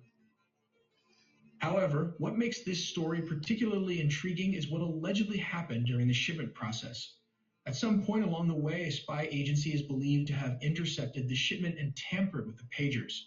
They discreetly altered the internal components, replacing one of the two identical batteries with a hidden explosive device. This modification was done so subtly that it went unnoticed. Once the changes were made, the altered pagers were quietly sent back to Hezbollah as if nothing had happened. To help you understand better about the explosive pager, let's take a look at how it works. At its core, the battery powers the entire device. This is the speaker and emits audio alerts to notify the user of incoming messages. The motor adds a physical vibration alert, making the pager effective in silent mode. The radio antenna coil receives wireless signals like VHS, and the microprocessor converts these signals into readable messages. In short, these are often low-tech and difficult to track. Inside a typical pager, you'll notice these components working together, particularly the batteries which power the device. Now let's consider a hypothetical scenario. Imagine you're looking at two identical batteries inside the pager. Although this is speculative, if it were part of a spy agency, we might consider disguising one of the two identical batteries for a different purpose. One battery would provide the necessary power for the device, while the other could potentially serve as an explosive cleverly concealed within the pager. To expand on this theory, an alkaline AA battery weighs approximately 23 grams. Interestingly, reports in the news have mentioned that an explosive weighing about 20 grams was detonated. This similarity in weight lends some plausibility to the idea that a battery could be used as a disguised explosive device. We believe there was a timer for triggering this explosive that can disable or unalive an adult if placed at the correct time. Now, how do you know when the phone has been sold? Was it when they put it on the charge? And brothers and sisters, I'm kind of thinking that they want the world to believe that everyone in Lebanon is Hezbollah. Because they keep saying the pagers and the cell phones went to Hezbollah. But why were kids hurt? Why were innocent people hurt? It's kind of like they're classifying it like, oh, it just, Hezbollah was attacked. And, they're all Hezbollah, right? That's sinister. But hey. Since 2000, 750 were injured, which cannot be a coincidence. In one instance, a pager explosion occurred at a grocery store, and a small handheld device, seemingly just another pager, was carried by a possible Hezbollah operative. It unexpectedly detonated, causing injuries to the user. The explosion, though localized, inflicted harm and sowed fear among those present. This raises the question, why did Hezbollah begin using pagers instead of simple mobile phones? Well, it all started with the Faroud Shikr bombings, better explained in the video ahead, after the October 7 attack and the Druza football field missile incident. The Israeli spy agency started planning the assassination of Fouad Shukr. They did this by hacking into the mobile network of the Hezbollah military commanders. Let's delve into the details of how this assassination see, they didn't tell you that one. Unfolded. Southern Beirut, Lebanon serves as a stronghold for Hezbollah, where Fouad Shukr resided in a fortified 7-story building. This building was not only his home, but also served as a base of operations, with his office strategically located on the 2nd floor, allowing him to oversee and coordinate critical military activities. On the day of the assassination, Fouad Shukr was working in his office, likely engaged in the planning and communication that were vital to Hezbollah's operations. Unbeknownst to him, Israeli intelligence was closely monitoring his movements and communications. According to reports, Israeli intelligence managed to intercept a Hezbollah phone call, which played a crucial role in the assassination plot. The intercepted call was manipulated to deliver a false directive, instructing Fuad Shukr to return to his residence on the top floor of the same building. The urgency of the message was designed to make the commander believe it was a matter of immediate importance. This clever ruse was a deliberate attempt to isolate Fuad Shukr in a specific location, ensuring that the strike would be as effective as possible. The plan succeeded as soon as confirmation was received that the commander had entered his 7th floor apartment. The final phase of the operation was set into motion. An aircraft, possibly an F-16, was dispatched to carry out the precision strike. Equipped with a laser-guided bomb, similar to the highly advanced Spice weapon, the aircraft locked onto the target. The free-fall guided weapon, traveled with pinpoint accuracy, was released and struck the building with devastating force, causing a massive explosion that obliterated the 7th floor and claimed the life of Fuad Shukr, injured a couple of residents living in it. But now, we've seen movies, we've even seen news clips and different things. When have you known that a bomb only hit a piece of a building? I want you to think about that, because a lot of news will put it like, oh, they just killed. And I want you to notice this, brothers and sisters. When it comes from European and American news outlets, it's, yes, we killed, one person. But then when you look on outside sources of news outlets, they bombed a whole school. They bombed a whole apartment complex. Brothers and sisters, there's no bomb that can just take out a portion of the top building. That does it even make sense? It's not a grenade, it's a bomb. A grenade can take out a part of a floor. A bomb is going to take out the whole thing. I mean, that's the difference, right? But hey, what do I know? this doesn't even compare to the mystery of this assassination in the Iranian guest house. Who did it and how was it done? We will present you with 3 scenarios and let you, the audience, decide. One involves a bomb being planted in all 3 rooms and blew up possibly by a remote control. The second scenario describes alleged Mossad operative waiting until around 2 a.m. to launch a short-range missile at this part of the guest house. The third scenario involves using a stealth jet to hit the target. All these in the video ahead, so don't miss a beat. But first, let's examine the surroundings. This is a 5-story guest house located in the northern part of Iran.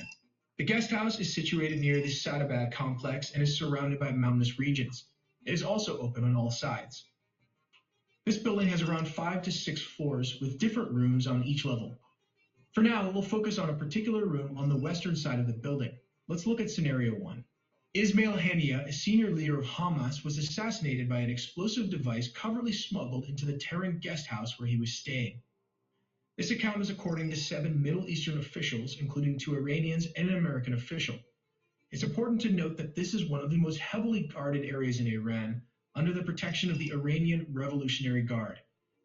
For alleged Mossad operatives to infiltrate this protected area where the streets were thoroughly secured was one of the most daring and well-planned maneuvers they could undertake.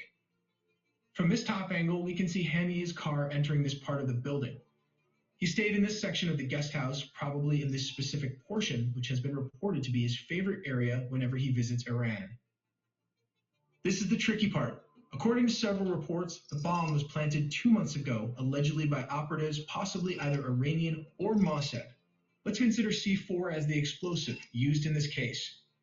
It typically consists of a remote controller and a main warhead, which is composed of explosives, a plastic binder, a plasticizer to make it malleable, and usually a marker or odorizing tagged chemical. Although small C4 can destroy a room with a blast radius of around 4 to 20 feet. Here's how it might have worked. The agents, as suggested, placed the bomb in all 3 rooms 2 months ago. Then when the time was right, it returned to the desired area near the mountain and activated the explosive from a safe distance by hitting the switch, taking out Haniyeh and his bodyguard, along with the destruction of this part of the room. Let's take a look at scenario 2. There were reports from some witnesses that an object was seen flying from the mountainous region and exploded late at night.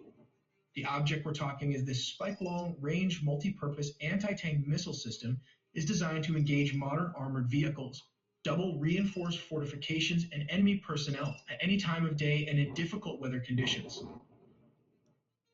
This missile has a range of 200 meters to 4 kilometers, which is well below the guest house.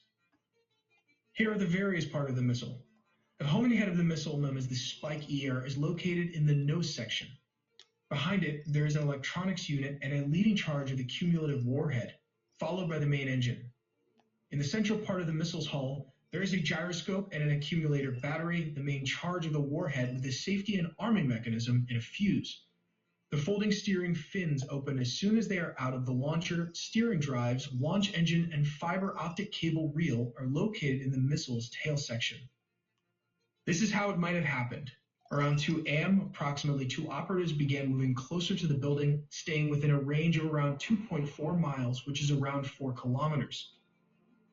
Once in position, the assassin or alleged Mossad operative activated the missile system. They used thermal imaging to see in the dark and guided the missile through an optical wire. This technology allowed the operator to precisely control the missile's trajectory, even in low visibility conditions. The view from the scope likely provided the operative with a clear visual of the target, guiding the missile towards its destination. The missile, as described, has 2 warheads, a precursor warhead at the front and the main warhead at the rear. The precursor warhead is designed to penetrate reinforced structures, such as double-layered concrete walls. Upon breaching the initial barrier, the main warhead then detonates inside the room, causing significant damage. The power and impact of the missile could have potentially destroyed 3 rooms in the guest house. It's important to note that the Iranian Revolutionary Guard reported that a short-range projectile weighing 7 kilograms was launched from outside the compound, consistent with the described attack. This information aligns with the possibility of an external assault using a missile system like the Spike. And the final third scenario involves using a stealth fighter jet like the F-35. However, Iran's air defense forces include the S-300, a Russian long-range surface-to-air missile defense system. Iran purchased the S-300 from Russia in late 2016 for $800 million. Given this, I doubt Israel would risk a $100 million aircraft for a single target, such as this guest house in Tehran, especially considering the potential for being targeted from every angle. Therefore, what I think is happening is that a short-range missile like this one might be used instead. But in the fog of war, any one of these could be a possibility. We also make original engineering content, so please.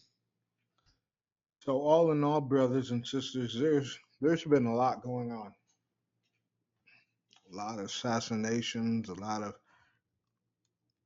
missiles being shot in the dark, and all we hear is cell phones and pagers.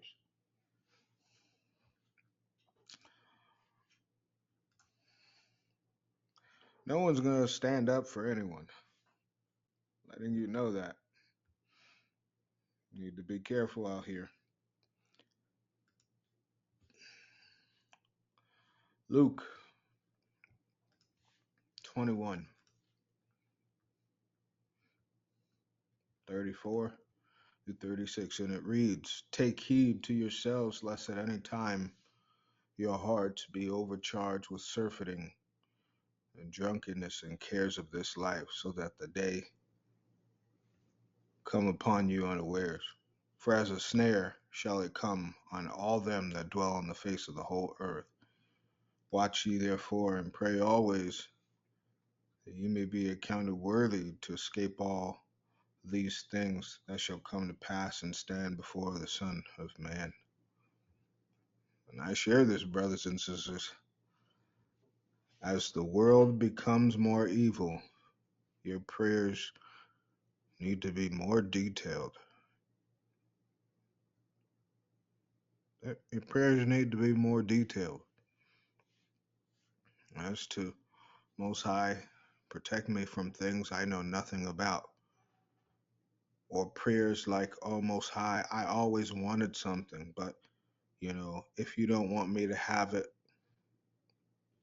make sure I don't get it." Because At this point now, brothers and sisters, your life can be in the hands of your purchase. Think about that.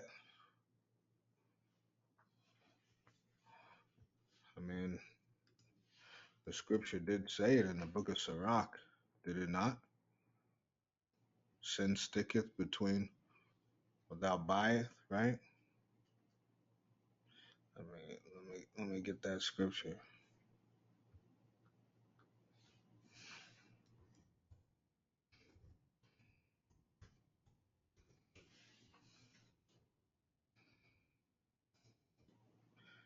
Sirach 27, it's Ecclesiasticus 27:2. As a nail sticketh fast between the joinings of the stone, so doeth sin stick close between buying and selling.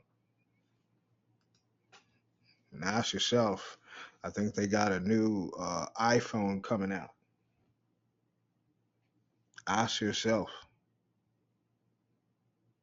And every year they got phones out, and I'm sitting there looking all over the world, and people lining up. People go. I mean, it's crazy. I even seen people in Africa, people in India, and I'm like, these are some of the lower wage countries where, and when I say lower wage, I'm referring to people make less money. And you're willing to put your life on the line. You're willing to get in fights. You're willing to get in arguments. You're willing to go broke or go without food for a piece of electronics. Now you have to consider a piece of electronics that can be used against you. Everything you see, brothers and sisters, when the beast system is fully implemented, you don't think you'll see this against the saints? Think about it. Anyone we don't like, anyone who doesn't submit to us, we're just going to say we'll blow you up, and no one will take the blame, and no one will be held accountable, because I don't know if you notice, no one has been held accountable, at least in the eyes of the world.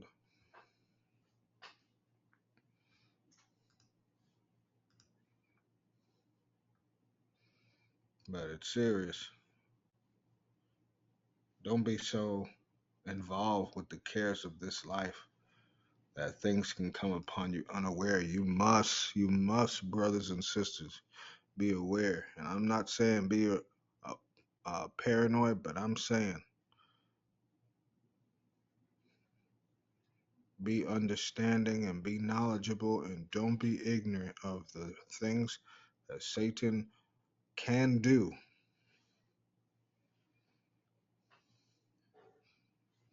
Always ask the Most High, please protect me from these evils. Brothers and sisters, I don't think you understand. There are evils that we can't even think about that are being done. There are evils that we are innocent mind, even though we've sinned. All of us have sinned. Even though we've all have sinned, there's evils that our brains can't even comprehend, even as we were in sin before.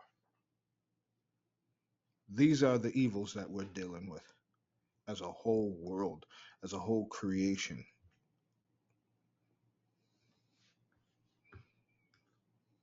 Second Ezra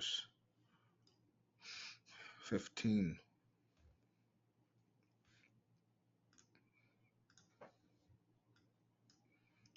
This is 1:27.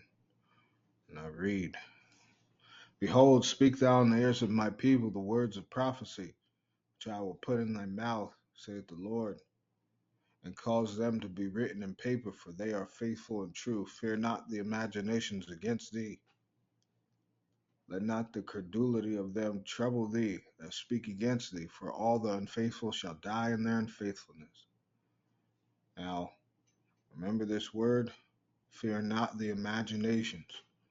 There are many things that are being spoken of but haven't been done. For all the unfaithful shall die. Now, here's my thing, right? Remember when the time of the jib jab? Can someone tell all the people still talking about the jib jab to get over it? Oh, well, all this truth about the vaccine, if you're still talking about this is the most ignorant thing are you serious? And I see these things when I see these things pop up on my news feed, I'm just like, well, don't want to see it. Don't not it. We're past it. The world is in two wars, about to be another. Inflation is everywhere. Immigration is everywhere. And I'm not talking about good immigration. I'm talking about murderers and killers, you know, animals. Even the Bible said this in, you know, Ezekiel 7. The worst of people, not people who have the ability and want to be there, to help their families. Maybe some are, yes, caught in the mix of that. But the majority, it's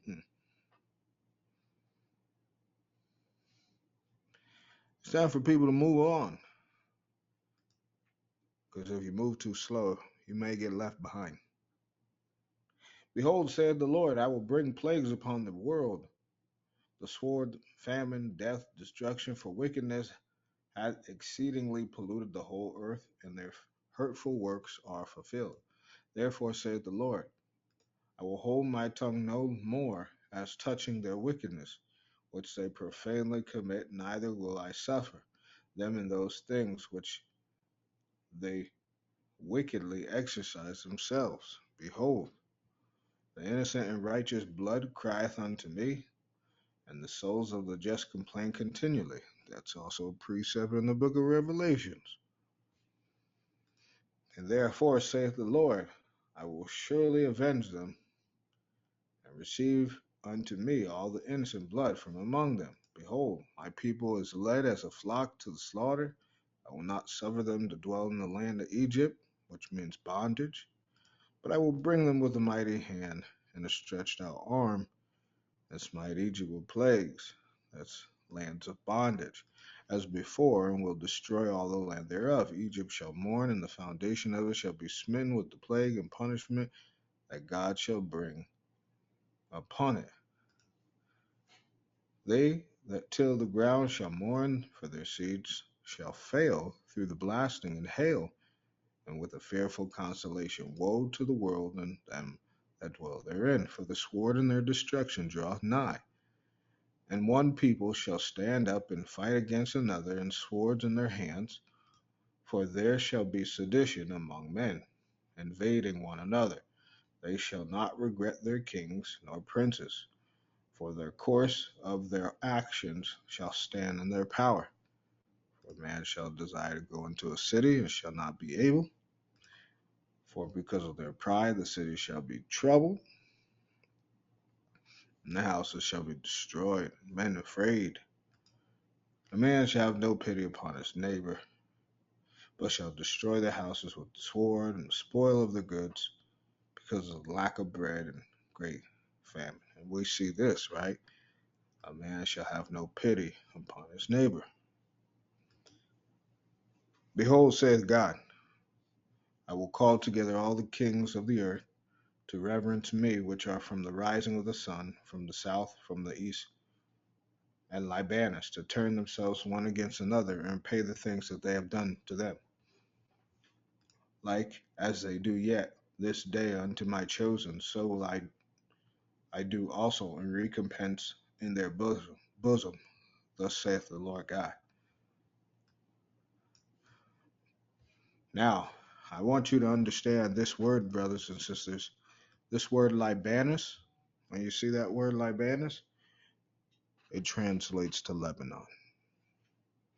So them going back and forth in war, the Most High said, I'm making you destroy each other because you destroyed my chosen. I gotcha. Gotcha. Let's take a look.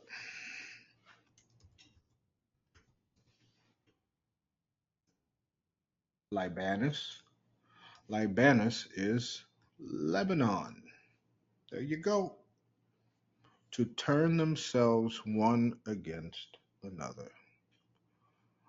So because what they have done, and you know what, for my Gentile brothers and sisters out there, I want you to understand this. And I was thinking about this for a few weeks now, and we the world is so accustomed to hearing, well, oh, that's not me, I didn't do that, and so forth and so forth.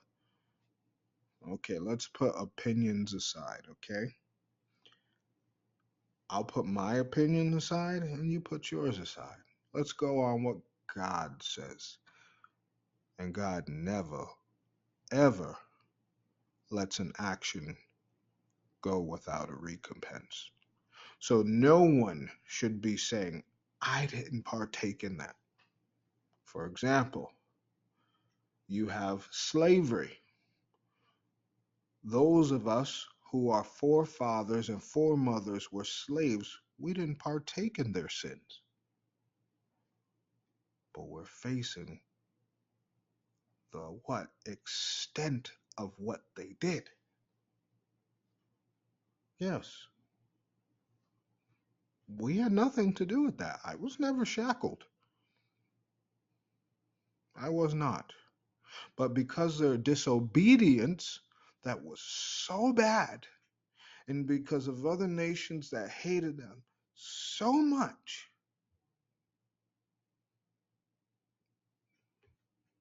they were taken into a captivity to an extent where the Most High didn't even want it to go. So when you see the Bible, when God says, repay the things that they have done, not a nation, not a Jew or a Gentile should ever say, well, I never had anything to do with it, because that is not what God's answer will be. It will never be that. What he will say is this for the Jew, to the Jew first, then the Gentile. He will say to all the children of Israel, you had the choice. Once you learned about what your foremothers and forefathers did, you had the choice to either fall in line to the same mistakes and treachery that they did, or talk against it and change and help change your people to realize my way. Right? Then the same thing will go for the Gentiles. Then the Gentiles will have to say to the Most High, Most High will say to the Gentiles, you had a choice to fall in line and accept everything that your foremothers and forefathers did, or you will correct it and talk against it and let the people know how it is affecting them till this day, and so that they can come closer to me. Because a lot of people do not believe in God because of slavery. That is the Gentile nations who must sit there and say, hey, our foremothers and forefathers put your foremothers and forefathers in slavery. And now, from that, a lot of you do not believe in God because of what our forefathers and foremothers did. But what's wrong with saying that? There's nothing wrong with, and that's not racist at all. No one will hate you for saying this at all. In fact, the children of Israel would embrace you, because I don't know if a lot of our Gentile brothers and sisters know this, but all the children of Israel really care about is acknowledgement. That's it. Because if they wanted something more, you see what happens when they pay people, and some people, loot stores and stuff. If they really hated you, okay, if they really hated Gentiles, there wouldn't be one Gentile standing. I want you to understand that. There would be very few. Why? Because they would put together their differences and say, you know what? These Gentiles, man, these people, that's what they would do if they really hated people. But the Most High also placed a curse on us, our people, where he protected the Gentiles and said, I'm going to make them hate each other instead of you. Because if they came together to hate you, they would forget about me. Right? They would forget about the Most High. So, my brothers and sisters, there's nothing wrong. And no one should ever be saying, oh, well, hey, we'll put our opinions aside, our personal feelings. The Most High does not forget anything. And look at this. He's doing to Israel, he's exposing Israel, he's exposing Lebanon, he's exposing Syria.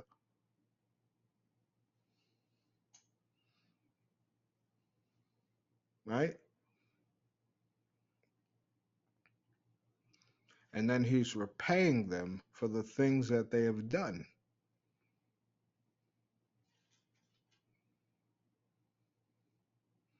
The Bible's not going to sit there and lie not once. It says, like as they do yet this day unto my chosen, so will I do also in recompense in their bosom. Thus saith the Lord God, my right hand shall not spare the sinners, and my sword shall not cease over them that shed innocent blood upon the earth. The fire is gone forth from his wrath, and hath consumed the foundations of the earth, and the sinners like the straw that is kindled. Woe to them that sin and keep not my commandments, saith the Lord. I will not spare them. Go your way, ye children from the power, defile not my sanctuary. For the Lord knoweth all them that sin against him, and therefore delivereth he them unto death and destruction.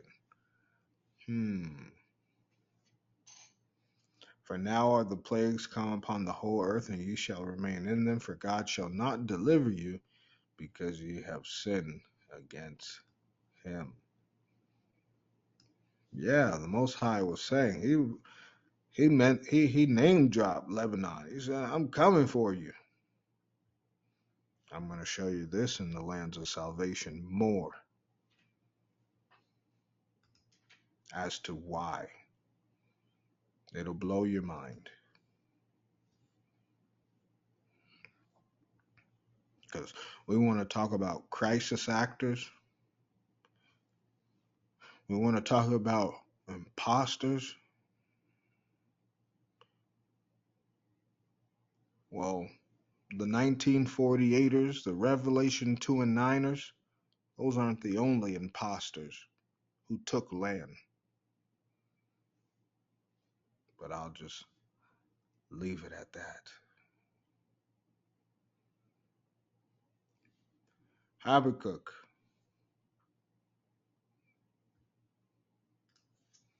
We're in chapter 2. Reads from verse. Now I know it says, woe to the Chaldeans, but I want you to hear this out. It says, shall not all these take up a parable against him, and a taunting proverb against him, and say, woe to him that increaseth that which is not his? How long? To him that ladeth himself with thick clay. Now I'm going to bring this back out into another lesson. Woe to him that increaseth that which is not his. You couldn't, like I shared with you in 2nd Ezra, you can't say that the Most High, that my forefathers enslaving your fathers had nothing to do with, because there are, and it's not everyone, but there are a lot of families in the world that benefit from, let's say, basketball teams and factories and farms and ranches and all kinds of things that was taken from people. And when it's taken, it's passed down to nephews and nieces and cousins and grandchildren. And but what about the people who it was taken from? They're left with nothing.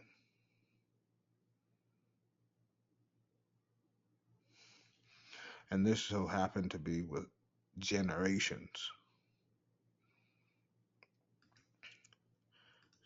Shall they not rise up, and suddenly that shall bite thee, and awake that shall vex thee, and thou shalt be for booties unto them? See what I just said? Because thou hast spoiled many nations, all the remnant of the people shall spoil thee. Because of men's blood, and for the violence of the land, and of the city, and of all that dwell therein, woe to them that coveteth, and evil covetous to his house, that he may set his nest on high. Edom, Obadiah, right? That he may be delivered from the power of evil. Thou hast consulted shame to thy house by cutting off many people. What? And hast sinned against thy soul. Yeah, cutting off people. Psalms 83, all of them. For the stone shall cry out of the wall, and the beam out of the timber shall answer. Woe to him that buildeth a town with blood, and establisheth a city by iniquity. I mean, what do you think war does? What do you think war does? And when the book of Luke, when Christ sat there and said the Gentiles shall trample down Israel, and these people who claim to be followers of Christ, but don't follow a word he said they would trample down Israel. Now you go and you sit and see they're literally killing back and forth, going from one side to another, trying to establish a territory. Both of them are in the wrong. Not only is it not their land, but they're shedding blood. I mean, think about it. You calling a land holy, but you continuously shed blood on it. Where is the holiness? How could you call holiness when you spit on people? When you throw rocks and stone people? How can you do such a thing? Behold, is it not of the Lord of hosts that people shall labor in the very fire, and the people shall weary themselves for vanity?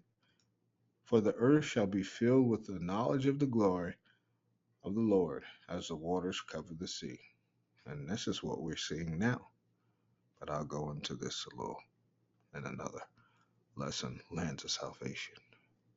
Woe unto him that giveth his neighbor drink, that puttest thy bottle to him, and makest him drunken, also that thou mayest look on their nakedness. Thou art filled with shame for glory. Drink thou also, and let thy foreskin be uncovered. The cup of the Lord's right hand shall be turned unto thee, and shameful spewing shall be on thy glory. For the violence of Lebanon shall cover thee, and the spoil of beasts, which made them afraid because of men's blood, and for the violence of the land, of the city, and of all that dwell therein. And why would it say for the violence of Lebanon? Because this is where what? This is the Most High's heart. Lebanon is white as snow, those mountains. Mount Hermon. Okay? And remember, right? Mount Hermon is where the fallen came down to make the pact. They came down to make the pact against the Most High in his home, in the heart of Eden. That's right. I'll go into that. another time. Plans of salvation.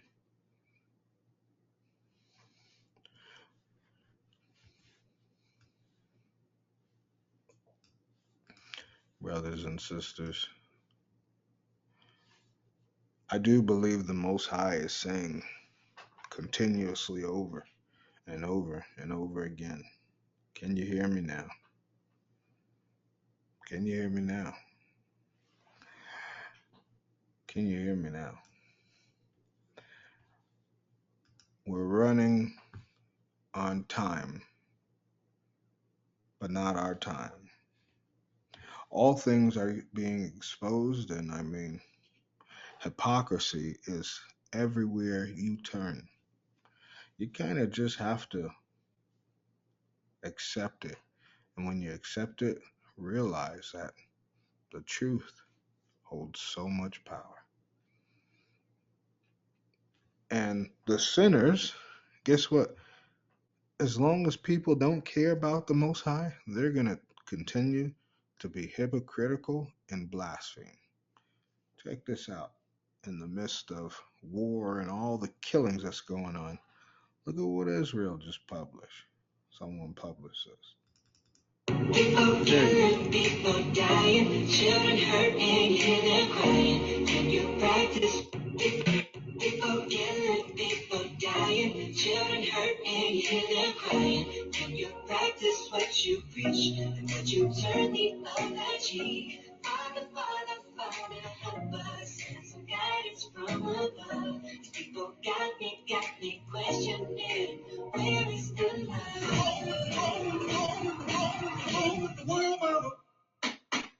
People killing, people dying, children hurt and you hear them crying. When you practice what you preach, and what you turn the other cheek. Father, Father, Father, help us. Send some guidance from above.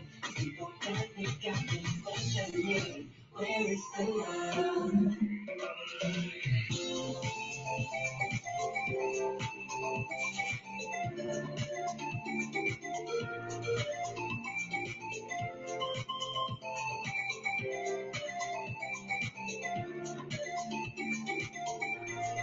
Where is the love? Now, United for Israel coexist.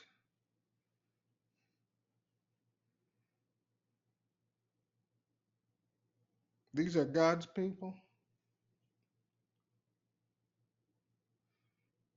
These are God's, because I don't see nowhere in the Bible it says coexist. I don't see nowhere in the kingdom of heaven where it says coexist.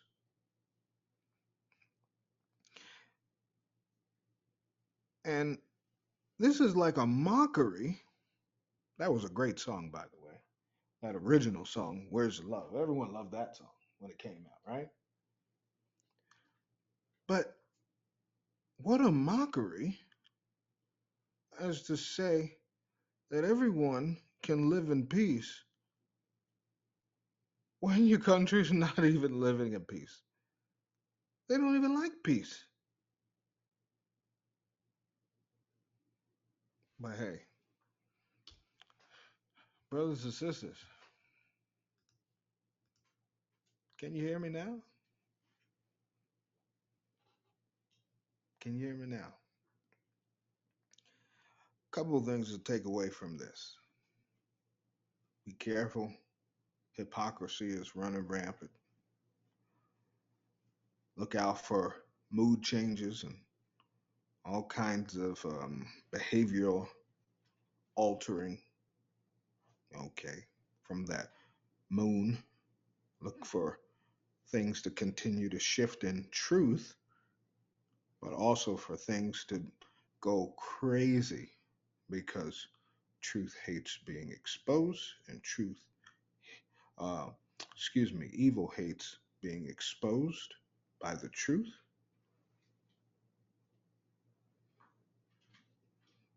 And evils understand that the time of Christ is coming soon. So We're just starting to get better as we go, as the world gets worse as they go. And understand, brothers and sisters, the warfare that's in the world. I pray that this never comes to any of us. But eventually, all these weaponry, all the weaponry that they have, they will never publicize it. Think about it. Eventually, it will come for all the saints. Eventually, they'll use it for all of us. In the book of Baruch, second Baruch, I think it was 83 or 85, it says, there was a time to pray, and then the time to pray will be no longer. It's a cell phone used for communication. They were talking about EMPs.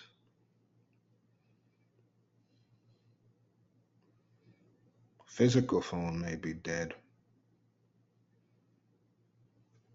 but is your spiritual phone dead? If the Most High told you to get up and go, if the Most High told you something, would you listen? Many people are praying for an answer, and the Most High is saying, can you hear me now? But I want you to think, why should the Most High have to ask you that question? Instead of picking up that phone, pick up those hands and begin to pray and talk to the Most High every day to be accounted worthy and to stay away from the cares and distractions of life. This is when reality kicks in. Can you hear me now? Shabbat Shalom.